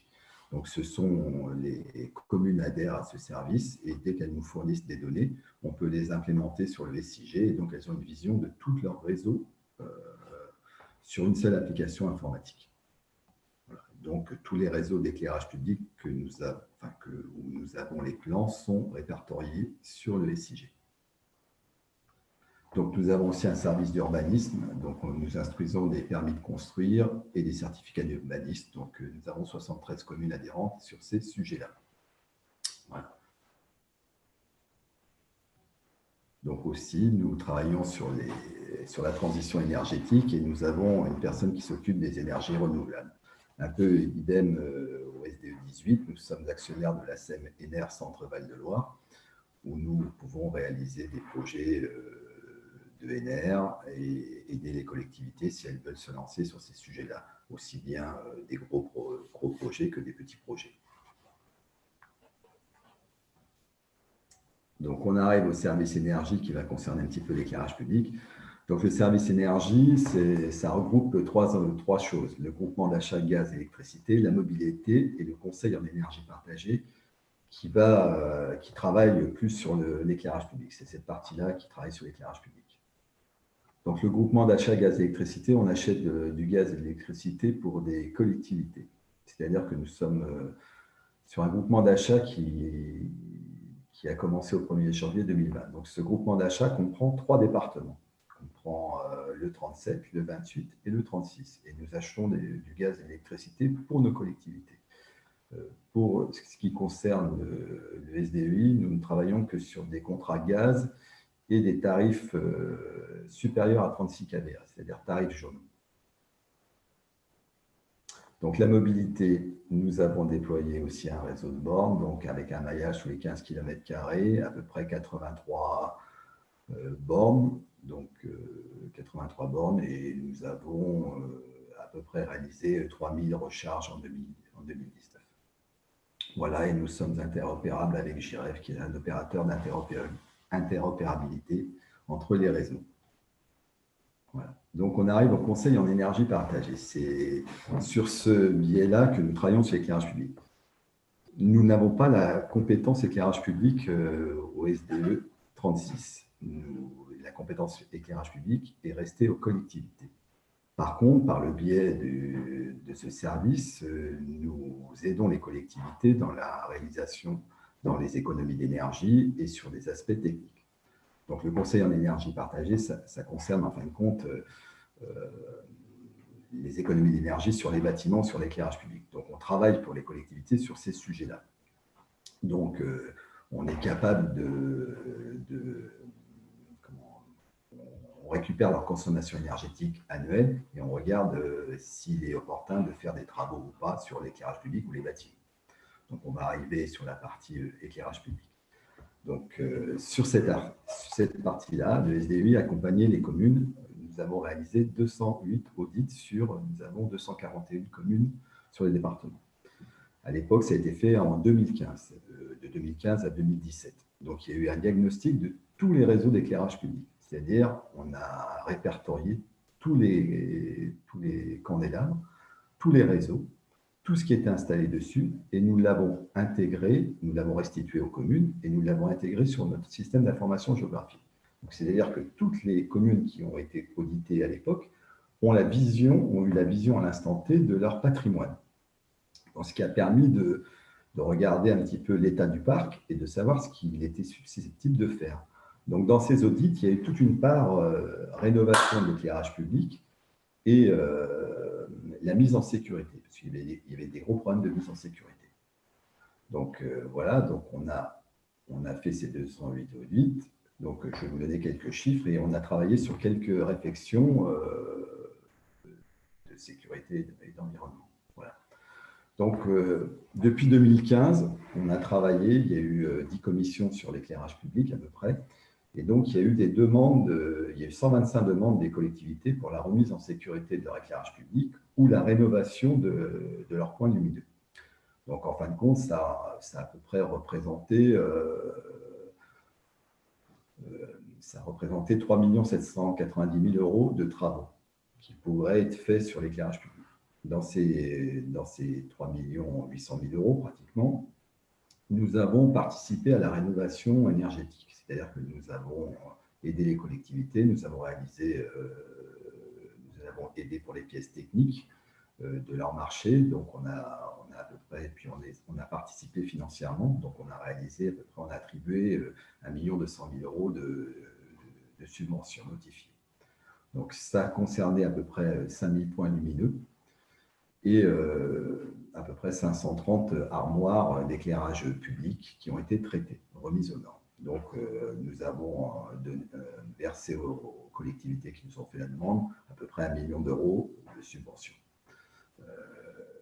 Donc voilà, 93 communes ont sollicité le SDUI pour réaliser ces travaux. Et en fin de compte, tous les audits sur les 208 audits réalisés, il y a eu à peu près 37 000 points lumineux audités. Voilà. Donc, au niveau du conseil, du SDUI, nous aidons les collectivités qui nous font la demande de les aider dans la rénovation énergétique pour des économies d'énergie, aussi pour l'application de la nouvelle réglementation. Voilà. Et nous, on s'arrête un petit peu à ce sujet-là. Mais effectivement, comme le SD 18, on s'intéresse beaucoup à toutes ces nouvelles réglementations, à tout ce qui sort à ce sujet-là, et on assure une veille réglementaire aussi pour les collectivités qui nous en font la demande. Voilà. Donc, je vais juste rappeler quelques petits chiffres de l'arrêté du 27 décembre 2018, comme on l'a dit. Donc, effectivement, ce qu'on a parlé de lumière réfléchissante vers l'hémisphère supérieur, donc effectivement, c'est le ULR, donc il doit être inférieur à 1% sur les luminaires, les nouveaux luminaires, et la température de couleur de la LED inférieure à 3000 Kelvin. Donc, on doit avoir un rendement à peu près de 95%. Tout ça doit être mis en application au 1er janvier 2020. Voilà. Et sur les installations qui sont déjà installées, vous avez l'éclairement moyen qui est compris entre 10 à 35 lux. Donc, pour les personnes à mobilité réduite, ce sera inférieur ou égal à 20 lux. Et l'ULR doit être inférieur à 4% pour des luminaires déjà installés. Donc, on va avoir par contre tout ce qui est dans l'arrêté. Il y a l'article 2 sur la notion de temporalité liée à l'éclairage nocturne. Donc ça sera mis en application au 1er janvier 2021. Donc, l'éclairage public lié à l'activité économique devra être éteint 1 heure après la fin de l'activité, ou mise en service à partir de 7 heures du matin ou 1 heure avant le début de l'activité. Pour une mise en lumière, ça sera pareil, c'est au coucher du soleil, vous pourrez la mettre en route, mais vous devrez l'éteindre à 1 heure du matin ou 1 heure après fermeture pour Parcs et Jardins. Donc, il y aura des dérogations possibles pour les illuminations de Noël, des événements exceptionnels avec un arrêté préfectoral. Donc, au 1er janvier 2025, effectivement, remplacement de tout ce qui est luminaire type poule. Voilà. Et aussi, pour en revenir, il y a un cas particulier au niveau des sites d'observation astronomique, les réserves et parcs naturels du domaine maritime. Donc, au 1er janvier 2020, des réserves naturelles, régionaux et marins, in situ dans le périmètre de protection. Donc, le ULR doit être égal à 0% et la couleur inférieure à 2400 Kelvin. Au niveau des cœurs des parcs en agglomération, c'est inférieur à 2700 Kelvin et hors agglomération, 2400 Kelvin. Voilà les chiffres un petit peu clés de l'arrêté du 27 décembre 2018. Donc, beaucoup ont été sont mis en application au 1er janvier 2020, mais en 2021, il y aura encore des restrictions supplémentaires. Voilà. J'en ai fini si vous avez des questions. Merci Didier. Eh ben, oui, si vous avez des questions, n'hésitez pas soit à les mettre dans le chat ou à les garder juste après les témoignages. On répondra à toutes vos questions. Donc, on va passer, juste pour terminer, on avait envie ce soir de vous présenter quand même des témoignages de communes hein, qui ont déjà travaillé sur cette problématique thématique. Bernard Thébault, on commence avec vous? Oui. Oui. Alors, je vais essayer de partager mon écran. Alors, hop, hop.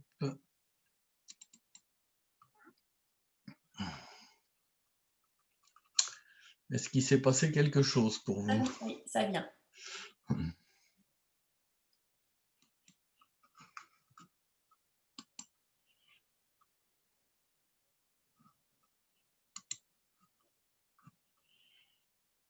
Est-ce que c'est venu? Alors, on est toujours sur la page d'accueil. Est-ce que chez vous, le diaporama, il s'est affiché? Ah oui, moi j'ai... Mince.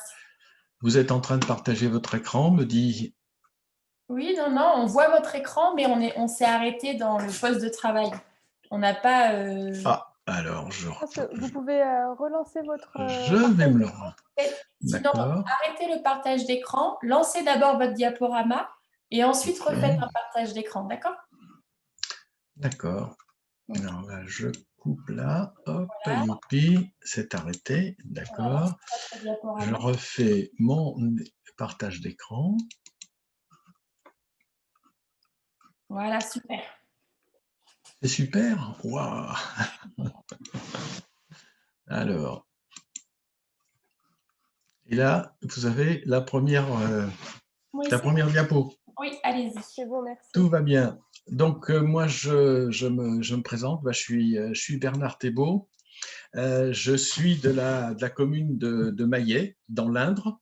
C'est une commune rurale de 270 habitants pour une superficie de 2500 hectares. Ça donne un petit peu la densité et la taille de la commune. Hein. C'est proche de Cluis, entre Argenton sur Creuse et Neuvy Saint-Sépulcre. Donc le maire Jean-François Delaveau, c'était lui qui était sur 2014-2020. En 2017, c'est important, la création du club Astro Carolinage de famille rurale par Jean-Pierre Maratret, qui fait partie des présents ce soir. Et ensuite, eh bien, en 2018, on a eu 3 étoiles donc, au concours de la NPCEN. Et depuis donc, cette année, Magali Bouquin, qui est nouveau maire, et moi j'étais conseiller donc, sur la période 2014-2020. Voilà pour la petite histoire. Alors pourquoi on s'est lancé dans cette aventure? Parce que vous l'avez vu en 2017, donc il y a eu la création de ce club d'astronomie. Et pourquoi ce club d'astronomie donc il se crée? Parce que arrive sur la commune un astronome amateur qui est à la recherche d'un beau ciel pour observer et puis aussi pour photographier. Et donc à ce moment-là, donc il y a la création de ce club d'astronomie, ce qui nous permet de solliciter donc l'équipe municipale et de leur faire une présentation donc sur ce qu'est le concours, sur un petit peu tout ce qu'on a pu se dire tout à l'heure, sur les incidents, sur la faune, la flore, enfin voilà, donc sur un diaporama sur tout ce qui est la protection du ciel nocturne. C'est aussi bien évidemment de valoriser l'optimisation de l'éclairage public, et puis en 3 questions, c'est où éclairer, quand éclairer, comment éclairer. Je n'y reviens pas puisque ça a été détaillé tout à l'heure. Sur les impacts, là c'est pareil, hein, donc on avait présenté 4 impacts hein, sur le citoyen, hein, donc sur les rythmes biologiques, pour la collectivité, hein, avec un surcroît d'éclairage qui génère forcément des surcoûts financiers. Environnement, on en a parlé, et puis les astronomes, puisque on y est fort intéressé, donc avec le club. En ce qui concerne la sécurité, là, je suis pas complètement d'accord avec Régis, qui, lorsqu'il parle de sécurité, en tout cas nous, ce qu'on a pu constater lorsqu'on a fait cette démarche, c'est que quand on avait une voie qui était éclairée, on avait une vitesse qui était plus élevée. Et donc, évidemment, on accroît la vitesse, on connaît parfaitement ses conséquences sur la sécurité. Ensuite, lorsqu'on a un éclairage qui est particulièrement puissant, ben en effet, c'est plus de l'éblouissement que de l'éclairage, mais là, je ne vais pas non plus m'étendre là-dessus. Et ensuite, lorsqu'on a vraiment un éclairage puissant et donc qu'on est ébloui, les personnes qui sont mal intentionnées, elles peuvent plus facilement l'utiliser pour se cacher. Hop. Qu'est-ce que j'ai fait là? Hop, la toc, je referme ça. Alors nous, en 2017, donc on avait une centaine de luminaires avec des vasques de fermeture inclinées par rapport au sol, donc dans le bourg et l'ensemble des hameaux qui constituent la commune. 3 horloges astronomiques étaient pour donc le bourg et puis 2 autres hameaux. Et il y avait une extinction totale entre 22h30 et 6h du matin, à l'exception du centre-bourg où il y avait 6 luminaires qui étaient allumés donc toute la nuit. Donc là-dessus, et en même temps, ce qu'on avait fait en 2017, c'est qu'on avait fait la nuit des étoiles de l'Association française d'astronomie avec exposition, conférences et observations pour le public, donc par le club d'astronomie. Alors, la charte, donc nous on l'a signée, celle dont a parlé Marc Divou. Elle implique cette charte donc de la prévention en termes de pollution lumineuse, une limitation donc à la fois quantité, intensité et durée de la lumière émise. Elle implique aussi une maîtrise de l'orientation de cette fameuse lumière et puis bien évidemment une réduction de la consommation d'énergie. Donc ça a été suffisamment débattu tout à l'heure. Donc là, je vous ai mis une photo sur laquelle Maillet et le village 3 étoiles. Vous avez donc le maire Jean-François Delavaux qui était à l'époque et puis Jean-Pierre Bartrel qui a fait la création du club. Et puis, on a eu droit à quelques coupures de presse. Et là, Marc Duvou, qui est parmi nous, et puis donc les 3 maires des 3 communes de l'Indre qui avaient été donc étoilées pour cette année-là. Donc, sur les actions, ensuite 2018-2020, puisque là, c'était la situation qui a fait qu'on a déposé notre dossier en 2017. Donc là, il y a eu des éclairages à détection qui étaient débrayables pour la sortie de la salle des fêtes et le parking. On a vu tout à l'heure la petite vidéo qui montrait donc une voiture qui arrivait sur un parking, donc là aussi, mais cet éclairage, donc il est débrayable pour que les astronomes puissent observer donc du bourg donc le ciel. Les extinctions depuis des 6 éclairages du centre-bourg qui étaient ouverts donc toute la nuit ont été ramenés donc de 22h30 à 6h comme ça s'est passé, ce qui nous a permis de faire participer le public aux Nuits des Étoiles 2018 et 2019.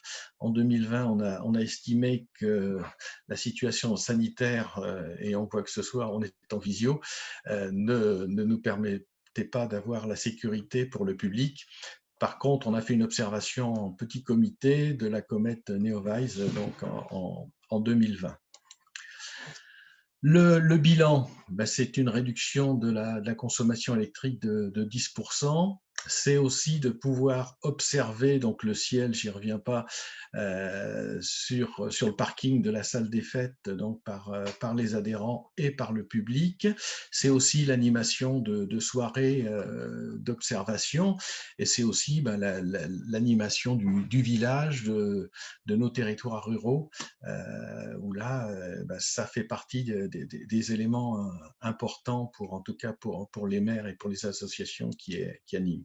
Et puis, donc, les projets, toujours parce que Maillet est étoilé, c'est d'organiser, donc ça devait se faire cette année, mais ça se fera plutôt en 2021, donc une rencontre qui deviendrait une rencontre annuelle des astronomes amateurs, donc sur les 2 premiers jours de cette rencontre, et puis les 2 jours suivants, on pourrait avoir le public qui viendrait et qui pourrait regarder au travers du matériel et des conseils éclairés des astronomes qui sont présents. Des conférences, des expositions, des animations pour les enfants. Voici les projets qui sont liés à cette diminution de la pollution lumineuse sur notre village. Voilà, j'espère ne pas avoir été trop long. Je vous remercie de votre attention et pareil, je suis prêt bien évidemment à répondre à toutes les questions qui voudront bien se poser. Super, merci Bernard.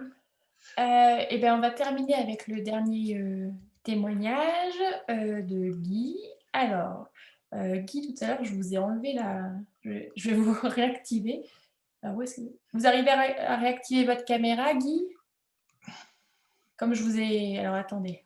Je vous recherche. Alors,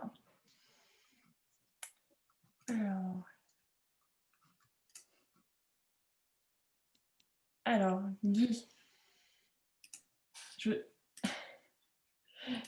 Hop. Je vous ai envoyé des demandes pour réactiver votre son et votre vidéo. Est-ce que vous pouvez les accepter? Ah, super. Voilà. Normalement, tout est revenu. Oui, c'est bon. On vous entend, on vous voit. Bon. Donc, Guy Berson, maire depuis... C'est mon 2e mandat en tant que maire. Donc, Saint-Vite, 135 habitants. Un tout petit village, 1600 hectares. Donc, nous, on n'a pas du tout parti par rapport à l'éclairage nocturne. On était parti sur de la biodiversité, parce que Saint-Vite, c'est un village en transition écologique. Donc, on voulait plutôt ramener de la biodiversité sur notre secteur. Donc, il faut dire que Saint-Vite était un village très bocager il y a une époque, et le monde agricole a évolué et les cultures ont pris le dessus sur le bocage. Et donc, on se bat plutôt pour remettre de la biodiversité, et la biodiversité nocturne nous intéresse.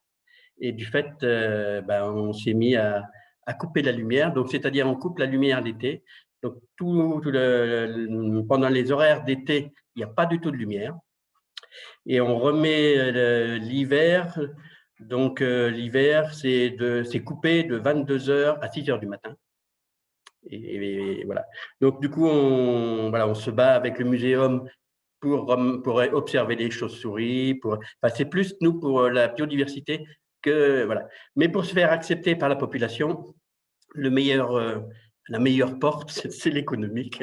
Et donc, c'est vrai qu'on a 75 points lumineux. Et en éteignant l'été complètement, ça nous a permis d'économiser 900 €. Voilà. Donc, les gens ont été plus sensibles à l'économie qu'à la biodiversité. Au jour d'aujourd'hui, je pense qu'on va être obligé d'évoluer un petit peu, parce qu'on a un café-restaurant qui nous fait une demande, c'est d'avoir un point lumineux, au moins un point lumineux devant chez lui, que quand les clients sortent, c'est très désagréable apparemment. Enfin oui, je peux confirmer, c'est désagréable de sortir et de se retrouver complètement dans le noir. Donc, les restaurateurs se font beaucoup charrier en disant Saint-Vite n'a pas les moyens de payer l'électricité. Et ce n'est pas du tout le cas. Voilà. Donc, on a contacté le S218 justement pour revoir un petit peu notre éclairage, dont mettre au moins un point lumineux pour que le commerce puisse avoir moins de réflexion. Voilà. Notre démarche allait plus par rapport à ça. On a participé au concours Village Fleuri, Village étoilé. On a envoyé le dossier en 2019, mais on n'a pas de nouvelles. Donc, j'espère que les intervenants vont m'écouter et puis qu'ils vont me donner un petit peu de nouvelles. Voilà, déjà parce que la population, une partie de la population a un petit peu de mal à admettre la coupure complète l'été. Et pourtant, l'été, voilà, nous, on estime que jusqu'à 22 heures, ça fait clair. Donc, voilà. Et puis, on va continuer à… on va plus se rapprocher du S218 pour mettre des points lumineux plus adaptés. Au jour d'aujourd'hui, on a 4 types d'ampoules. Il n'y en a aucune qui doit être aux normes, je pense. Donc, on va réfléchir justement, même si on a beaucoup baissé l'éclairage, à être plus judicieux sur le choix des ampoules. Voilà, c'est tout ce que je peux vous dire. Si vous voyez quelque chose à me demander, il ne faut surtout pas hésiter. Voilà. Donc, merci de m'avoir invité. C'est vrai que je suis un petit peu surpris parce que Saint-Vith, c'est une toute petite commune, mais j'ai l'ambition de dire on n'hérite pas de la terre de nos ancêtres, on l'emprunte à nos enfants. J'aimerais bien redonner une terre comme moi je l'ai eue. Saint-Exupéry a dit il ne faut pas prévoir l'avenir, mais il faut le rendre possible.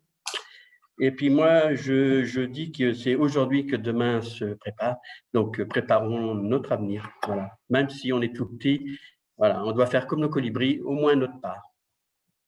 Voilà. Quelle transition, monsieur le maire, c'est merveilleux. Merci beaucoup pour votre intervention. Du coup, pardon, quelle commune? J'ai oublié, je n'ai pas bien entendu le nom de la commune. Saint-Vith, dans le Cher, dans le sud du Cher. Saint plus loin Vite, VI de Saint-Vith, merci. C'est tout au sud, sud. Ah oui, c'est au sud de limite Allier. Mais pardon, mais votre inscription à Village Étoilé était conclue? Oui. Vous avez terminé le questionnaire? Oui, oui, on l'a renvoyé, ça va faire un an. Et on nous a répondu qu'avec le Covid, ça avait pris beaucoup de retard, que c'était que des bénévoles et qu'il fallait être patient. Soyez patient, ça va venir. Bon, je ne m'inquiète pas. Maintenant, je m'inquiéterai encore moins ce soir en me couchant. Voilà. Alors, ce qu'on vous propose maintenant, c'est un temps d'échange. Donc, il y a déjà eu quelques remarques dans le chat, donc je vais les reprendre un peu pour lancer la discussion. Si vous avez envie d'intervenir, vous nous le signalez. Et à chaque intervention, merci juste de nous dire votre nom et qui vous êtes pour qu'on comprenne bien les différents échanges. Donc, dans le chat, il y avait eu des interrogations sur la réglementation, mais tout au début, donc je pense que ça a été bien décrit par la suite, donc on ne va pas forcément y revenir. Il y avait juste quelque chose, alors ça m'a été envoyé en privé, donc je ne suis pas sûre que tout le monde voit, sur les zones Natura 2000. Est-ce que les zones Natura 2000 font aussi partie des zones, des espaces protégés qui rentrent dans la réglementation? Donc ça, peut-être, Didier, vous avez l'information? Alors, pour activer votre micro? Là comme ça, non. Non. Alors, moi, dans ce que j'ai entendu, ouais, ça en fait partie, hein, les zones Natura 2000. En tout cas, moi, je l'ai entendu et lu comme ça. Après, les textes, bon. Mais en tout cas, à part si quelqu'un d'autre a l'information. Bon, en tout cas, pour moi, c'est sûr, c'est dedans. Ensuite, il y avait une intervention de Bénédicte Pron sur comment emporte-t-on l'adhésion des habitants et des témoignages. Comment emporte-t-on l'adhésion des habitants? Est-ce que quelqu'un a des témoignages là-dessus? Donc, on a eu les témoignages des deux maires. Est-ce que quelqu'un d'autre a envie de témoigner là-dessus? Oui, moi je veux bien. Alors. On m'entend là? Oui, on vous entend. On m'entend? Oui, Marc, allez-y. Oui, d'accord. Bon, l'expérience que j'ai, c'est on me propose de faire une espèce de conférence avec Diaporama, que ce soit en conseil municipal ou avec des habitants. Ça dépend de la volonté du conseil municipal et du maire. Pour expliquer un peu ce que j'ai fait tout à l'heure, mais un peu plus détaillé, ce que c'est que la pollution lumineuse et pourquoi les raisons et pourquoi il faut s'en préoccuper. mais je pense que ça peut être fait par d'autres gens. Bon, alors, il y a des clubs d'astronomie qui commencent à bien connaître ça. Enfin, je sais pas. Moi, c'est ce que je propose. Malheureusement, je vous dis encore une fois, on n'a pas des correspondants bénévoles dans tous les départements. Et on peut aussi écouter des conférences qu'on trouve sur le net ou par exemple se connecter sur la ville de Saumur, qui est ville de Saumur dans le Maine-et-Loire, qui est pour nous un exemple parfait de la lutte contre la pollution lumineuse, y compris dans une ville importante. Hein. Il y a eu beaucoup de reportages sur FR3, il y a eu des documents, enfin il faut aller sur le site de la ville de Saumur. D'accord, très bien. Est-ce que quelqu'un d'autre a envie de réagir? Il me semble que la commune de Déol, qui était inscrite, alors je ne sais pas si vous êtes présent, avait une expérience assez intéressante sur la question de la sécurité justement, et avait organisé une réunion publique avec la gendarmerie pour aborder ces questions-là. Je ne sais pas si du coup quelqu'un de Déol peut témoigner?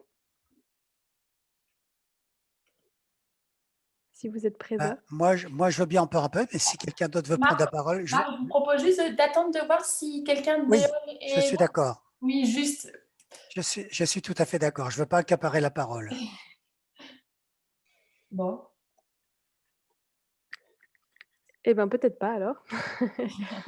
Mais voilà, en tout cas, ce qui avait été fait, c'était organiser une réunion publique avec la gendarmerie pour justement que les habitants puissent poser toutes leurs questions et en effet, ils avaient abordé toutes les thématiques de sécurité, sécurité routière de nuit et cetera et ça avait plutôt bien fonctionné. Ça y est, je peux parler? C'est à moi? Ben, oui, si vous avez envie, mais rapidement, parce que peut-être que d'autres gens ont envie de. Ah bon, c'est pour ça que je ne voulais pas parler, mais si bon, dites-moi si je.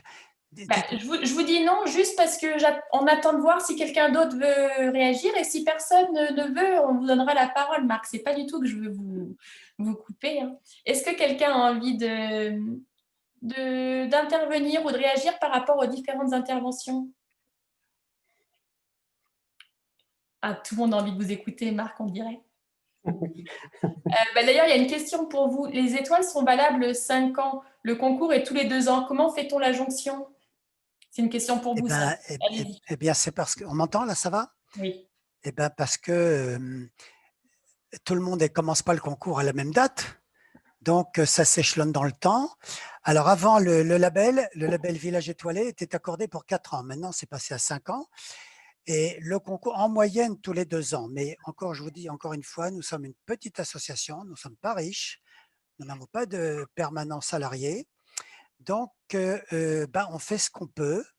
On fait ce qu'on peut. Mais en gros, c'est tous les 2 ans. Mais il n'y a pas de problème avec les chevauchements de trucs, je ne vous en faites pas, c'est très clair. Il y avait Arthur Christophe de la commune de Vailly-sur-Sauldre qui pose, enfin, je ne sais pas si c'est une question ou une remarque. Est-ce que vous pouvez activer votre micro? C'est par rapport à l'éclairage solaire. Oui, excusez-moi. On voit de plus en plus d'éclairage effectivement solaire qui se multiplie dans les collectivités. Ma question est simple. Est-ce qu'au niveau du SDE 18, on peut associer à la fois du solaire et en même temps de l'éclairage progressif tel qu'il nous l'a été indiqué, tel que sur Aubinge et sur la commune de Sancerre? Alors oui, effectivement, donc sur l'éclairage, ce qu'on appelle les éclairages autonomes solaires, c'est quelque chose qui est en train de se développer. On accompagne également en termes de financement de manière assez large, donc il ne faut pas hésiter à nous solliciter là-dessus. On a 2 types d'éclairage solaire. On a l'éclairage solaire complètement autonome. Donc là, on a des projets à ce sujet-là qui sont sur plusieurs communes. Effectivement, là, vous devez miser et parier sur l'ensoleillement de la journée pour que ce soit suffisamment lumineux la nuit au niveau de l'éclairage. Donc, c'est un système de batterie qu'il y a sur chaque mât.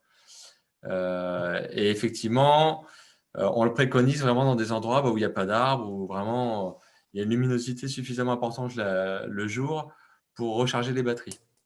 Sinon, dans les autres cas, on a des systèmes effectivement qui sont sur les deux parties, c'est-à-dire à la fois sur le solaire et également sur un système filaire classique. Donc, vous avez une sécurité dans ces cas-là. Bon, on peut le dire, parce que je crois qu'il n'y en a qu'un pour l'instant qui propose ça, ça va être Fonroche sur notre territoire, avec qui on travaille sur ce type de mât. Et là, ça rassure les communes puisque vous avez à la fois le solaire et si la luminosité de la journée n'a pas permis d'apporter assez de puissance, enfin de batterie, de recharger assez les batteries pour éclairer la nuit comme il se doit, et bien ça, c'est le réseau classique enterré qui prend la suite. Donc, ça existe et c'est quelque chose qu'on commence à développer. Est-ce que ça a répondu à votre question, Arthur, Christophe? Bon. Est-ce que je peux dire un mot pour la gendarmerie, la réunion avec la gendarmerie? Ah, Marc, on ne peut rien vous refuser. Merci, c'est gentil, je suis désolé. C'est une expérience vécue. Donc, nous avions fait une réunion d'information pour la ville de Mer, la commune de Mer sur la Loire, dans le Loir-et-Cher. C'est issu Mer, c'est entre Blois et Orléans, mais ça fait partie du Loir-et-Cher. Et c'était organisé en fait par la communauté de communes. Beauce Val-de-Loire et je ne sais plus laquelle, Grand Chambord. Donc, nous, on dit que ça n'a pas d'incidence, c'est même plutôt bénéfique d'éteindre parce que ça diminue les incivilités. En tout cas, pour rassurer les gens, ça ne les augmente pas. Et ce qui nous a été confirmé par les gendarmes, la gendarmerie du coin, c'était un gradé de la gendarmerie qui est venu nous dire que le fait d'éteindre n'aggravait pas les incivilités, voire les choses plus graves. Voilà. Moi, je voulais rajouter un mot au point de vue pour la circulation des voitures. Moi, je dis que nous, on insiste beaucoup sur plutôt que de baisser les puissances ou les éclairages par détection de présence, on insiste beaucoup sur les éclairages passifs, soit au niveau du sol, soit par des panneaux, parce qu'en général, la nuit, les véhicules sont plutôt éclairés. Alors, vous me direz, il y a les cyclistes aussi. Bon, pour les piétons, c'est un autre problème. Ça dépend des endroits. Mais c'est une bonne solution de mettre des éclairages, des dispositifs de renvoi de lumière. Voilà, je m'arrête. Merci, Marc. Quelqu'un veut réagir? Oui, je veux bien réagir effectivement sur ce point-là. Je pense qu'il ne faut pas généraliser des positions sur les sécurités, cambriolage, etc. En fait, ce qu'il faut savoir, c'est que l'éclairage doit être adapté aux situations. Il y a des situations où effectivement une suppression de l'éclairage ne va pas jouer négativement sur la sécurité. Mais il y a aussi beaucoup de situations où l'éclairage est indispensable. Je vous ai donné les exemples de Gerza et d'Erkingen qui sont des vrais exemples de personnes qui ont tenté, qui sont revenues en arrière parce qu'il y a eu des problèmes ensuite sur leur territoire. Et ça, c'est des réalités. Donc, c'est vraiment une adaptation en fait, selon la nature du village, selon la nature de la ville et ce qui est éclairé. Et voilà, je ne dirais pas qu'il y a des questions d'insécurité par moment ou de sécurité. On aura du mal à me faire croire qu'effectivement, quand il n'y a pas de lumière du tout, on se sent beaucoup plus en sécurité d'un seul coup. Je pense que dans beaucoup de cas, quand même, ça apporte de la sécurité. Et il y a des statistiques et des exemples dans les deux cas de figure. Il ne faut pas oublier qu'on a aussi quand même des élus qui se sont retrouvés au tribunal pour des insuffisances d'éclairage. Parfois parce qu'en fait, il y a eu des accidents sur des passages piétons, etc. Et que les personnes ont porté plainte contre la commune, alors que parfois même, il y avait un éclairage, mais ils se sont battus contre la commune sur le fait qu'il était soit insuffisant, soit en panne. Et donc voilà, il reste quand même une responsabilité du maire qu'il ne faut pas négliger non plus et que je voudrais rappeler.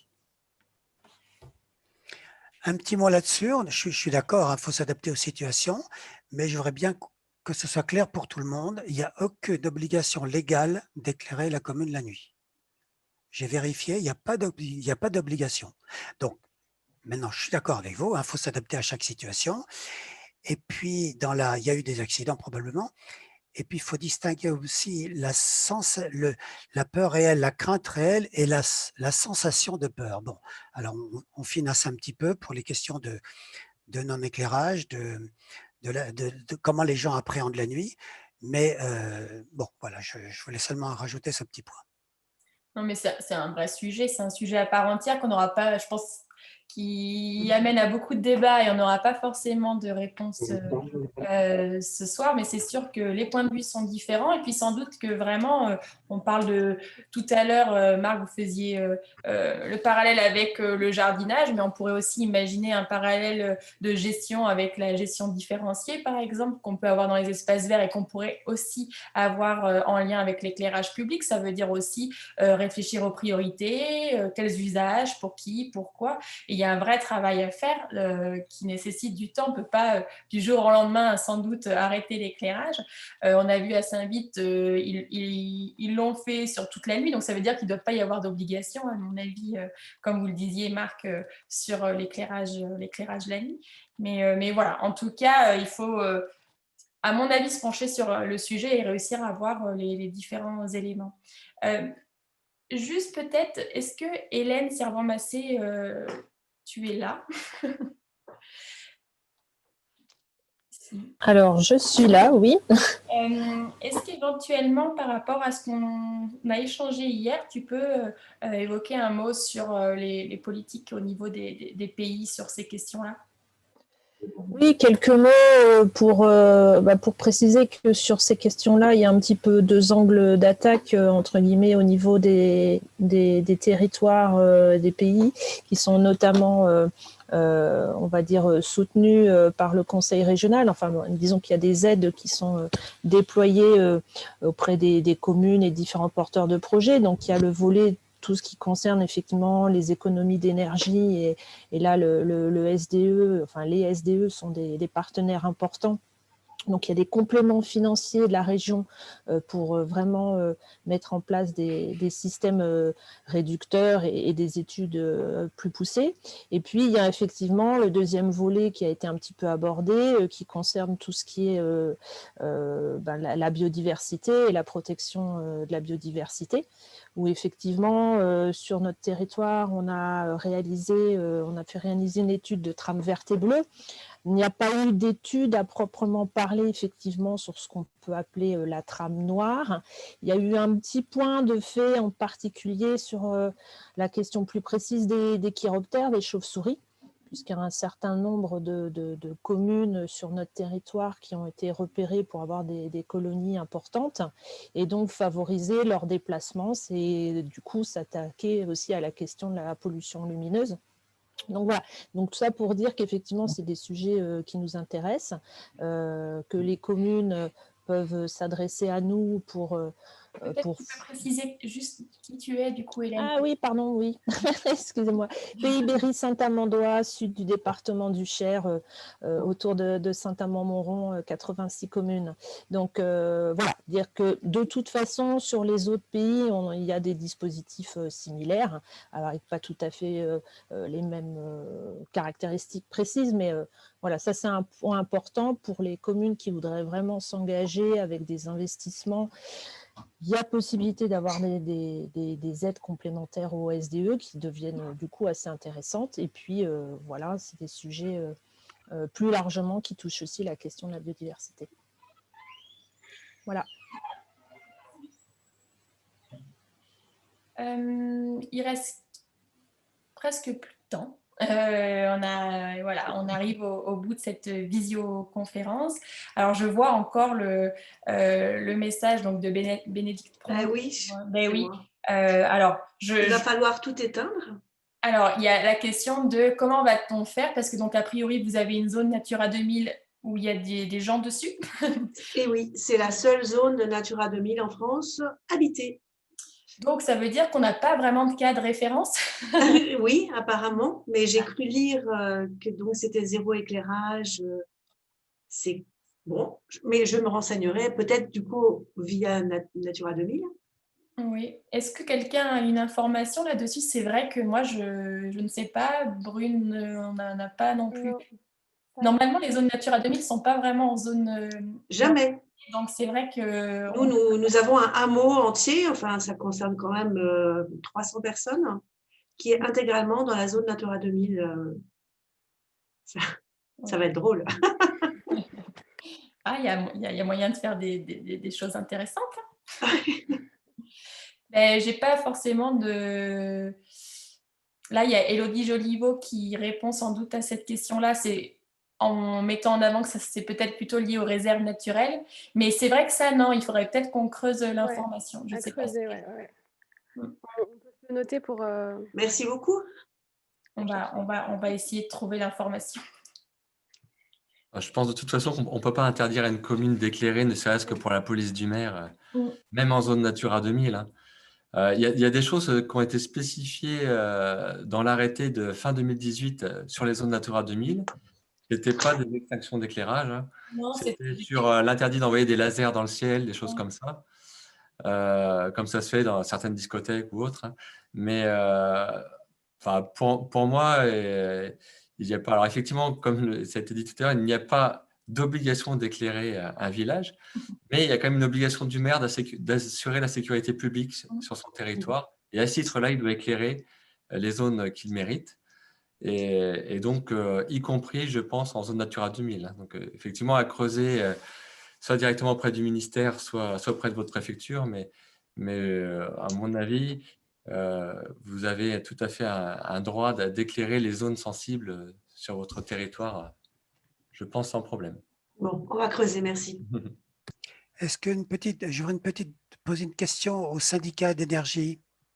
Allez-y, Marc, ce sera peut-être la dernière. Est-ce qu'actuellement, bon, j'ai compris que c'était oui, qu'ils ont bien pris connaissance de l'arrêté de 2018, est-ce qu'ils sont maintenant dans l'obligation comment dire, de mettre en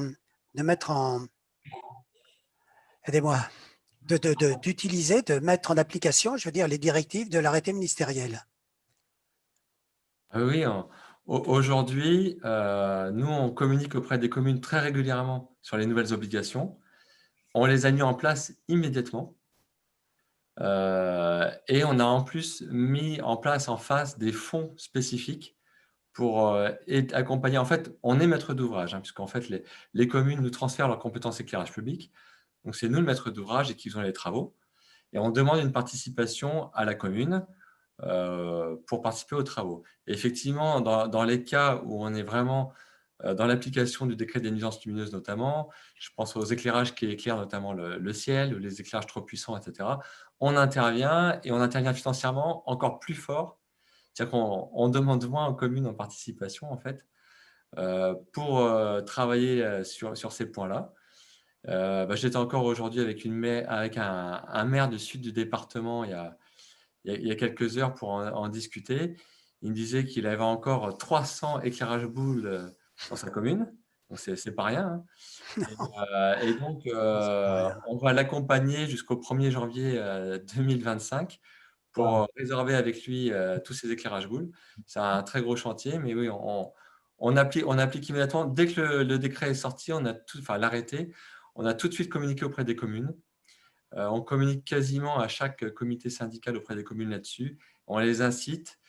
Et en fait, en termes de visibilité, parce que nous, on est dedans, et donc on en parle régulièrement, on a l'impression que tout le monde est au courant, mais les communes ont tellement de choses à gérer que l'information passe des fois. Et donc, on a décidé aussi d'améliorer notre communication sur tout ça et de sortir un catalogue annuel. Donc, il va y avoir un catalogue de l'année 2021 là, qui va sortir, où on présente toutes nos prestations et on présente également les enjeux. Donc, on explique les gros enjeux sur la faune, sur la flore, sur l'environnement, sur les obligations légales, les enjeux de date, pour faire telle chose, telle chose, telle chose, avec un tarif en face, hein, on va dire comme un catalogue quasiment commercial, mais qui a vraiment une vocation au service public, c'est-à-dire éviter que les communes fassent des erreurs en passant à côté de réglementation et éviter aussi qu'elles manquent des opportunités de soutien financier qu'on peut leur apporter sur une période et qu'on n'apportera pas forcément à une autre période après. C'est très rassurant. Merci beaucoup. Je vous en prie. Oui, pour en revenir aussi à ce sujet-là, effectivement, nous aussi dans l'Indre, dès que les communes nous sollicitent sur l'éclairage public, on leur préconise bien l'arrêté, on leur dit voilà ce qu'ils ont à faire et à mettre en place. Donc tout ce que nous on préconise pour les collectivités est dans ce but-là. On met en place l'arrêté, c'est une obligation, donc on le fait. Pour en revenir aux zones Natura 2000, quand on parle de réglementation dans l'arrêté 2018, il y a une carte qui recense les parcs naturels régionaux et qui sont concernés. Donc, il faut regarder justement à ce sujet-là si la zone Natura 2000 fait partie des parcs. C'est marqué dans l'arrêté, vous avez un lien qui vous donne la carte des parcs naturels et régionaux. Donc, voir si vous êtes concerné par ce site-là. Merci beaucoup. Je vous propose d'arrêter là pour ce soir. Ouais. Pour faire un petit mot de conclusion et puis tu rajoutes, enfin tu complètes. Je voulais juste rebondir sur deux choses qui ont été dites là, dans les échanges. Je trouve que c'est intéressant de se poser la question aussi de l'échelle, à quelle échelle on travaille sur la question de la pollution lumineuse.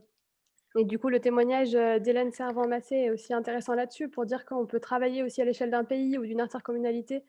Et donc, c'est intéressant aussi pour justement développer ces fameuses trames noires. Donc voilà, ça c'était un premier point de vraiment se dire à quelle échelle on travaille sur ça et peut-être aussi à travailler ensemble, on arrive à débloquer soit des fonds, soit à mener des actions collectives. Et puis un deuxième point sur la question de comment accompagner les habitants et sensibiliser les habitants là-dessus. En effet, je pense que c'est important de ne pas oublier que les administrés vont être donc les premiers concernés. C'est intéressant de voir ce qui se fait à Mayenne, donc avec le témoignage de Bernard Thébault sur les soirées autour des étoiles et des veillées comme ça qui peuvent être organisées et qui permettent du coup de sensibiliser et d'intéresser aussi les habitants sur les thématiques, que ce soit la veille des étoiles. Ça peut être aussi voir du coup quels sont les animaux, la faune, la flore impactés sur sa commune et donc concrètement voir ce que c'est que la pollution lumineuse chez soi. Et sur ce point, du coup, c'est une des choses que le CPIE peut proposer, c'est d'animer aussi, co-animer des temps de sensibilisation. Voilà. Et on peut imaginer aussi d'organiser des diagnostics partagés avec les habitants. Et on fait un tour de la commune, par exemple, pour identifier et voir vraiment quel est l'impact de la pollution sur la commune. Voilà, c'était pour rebondir sur ce qui avait été dit. Bon, super. Écoutez, merci à tous d'avoir joué le jeu. La visioconférence, c'est pas forcément le top. On espère que la prochaine rencontre sur la pollution lumineuse, ce sera ensemble et dehors, pourquoi pas, pour aller un peu expérimenter tout ça. On vous souhaite à tous une bonne soirée. Merci aux intervenants. On vous enverra, pour les intervenants, est-ce qu'on peut nous envoyer les diaporamas pour qu'on puisse les renvoyer aux participants? Oui. Oui, donc on va... oui, pour moi. À Brune et puis, ou à moi, n'importe. Et puis, on vous renverra tout ça. Bon, je vous dis à très bientôt. Et puis, merci beaucoup. Merci beaucoup. Merci à vous et n'hésitez pas à nous recontacter si vous avez des questions ou autres. Voilà, on est là pour ça. Merci, Merci à tous. Merci beaucoup. À tous. Très bonne soirée. Merci, au revoir. Bonne soirée à vous. Bravo. Bonne soirée. Bonne soirée. Salut. Bye bye. Il y était, Philippe Coureur? Oui. Mélanie, tu peux aussi couper l'enregistrement. Ah oui. Hop.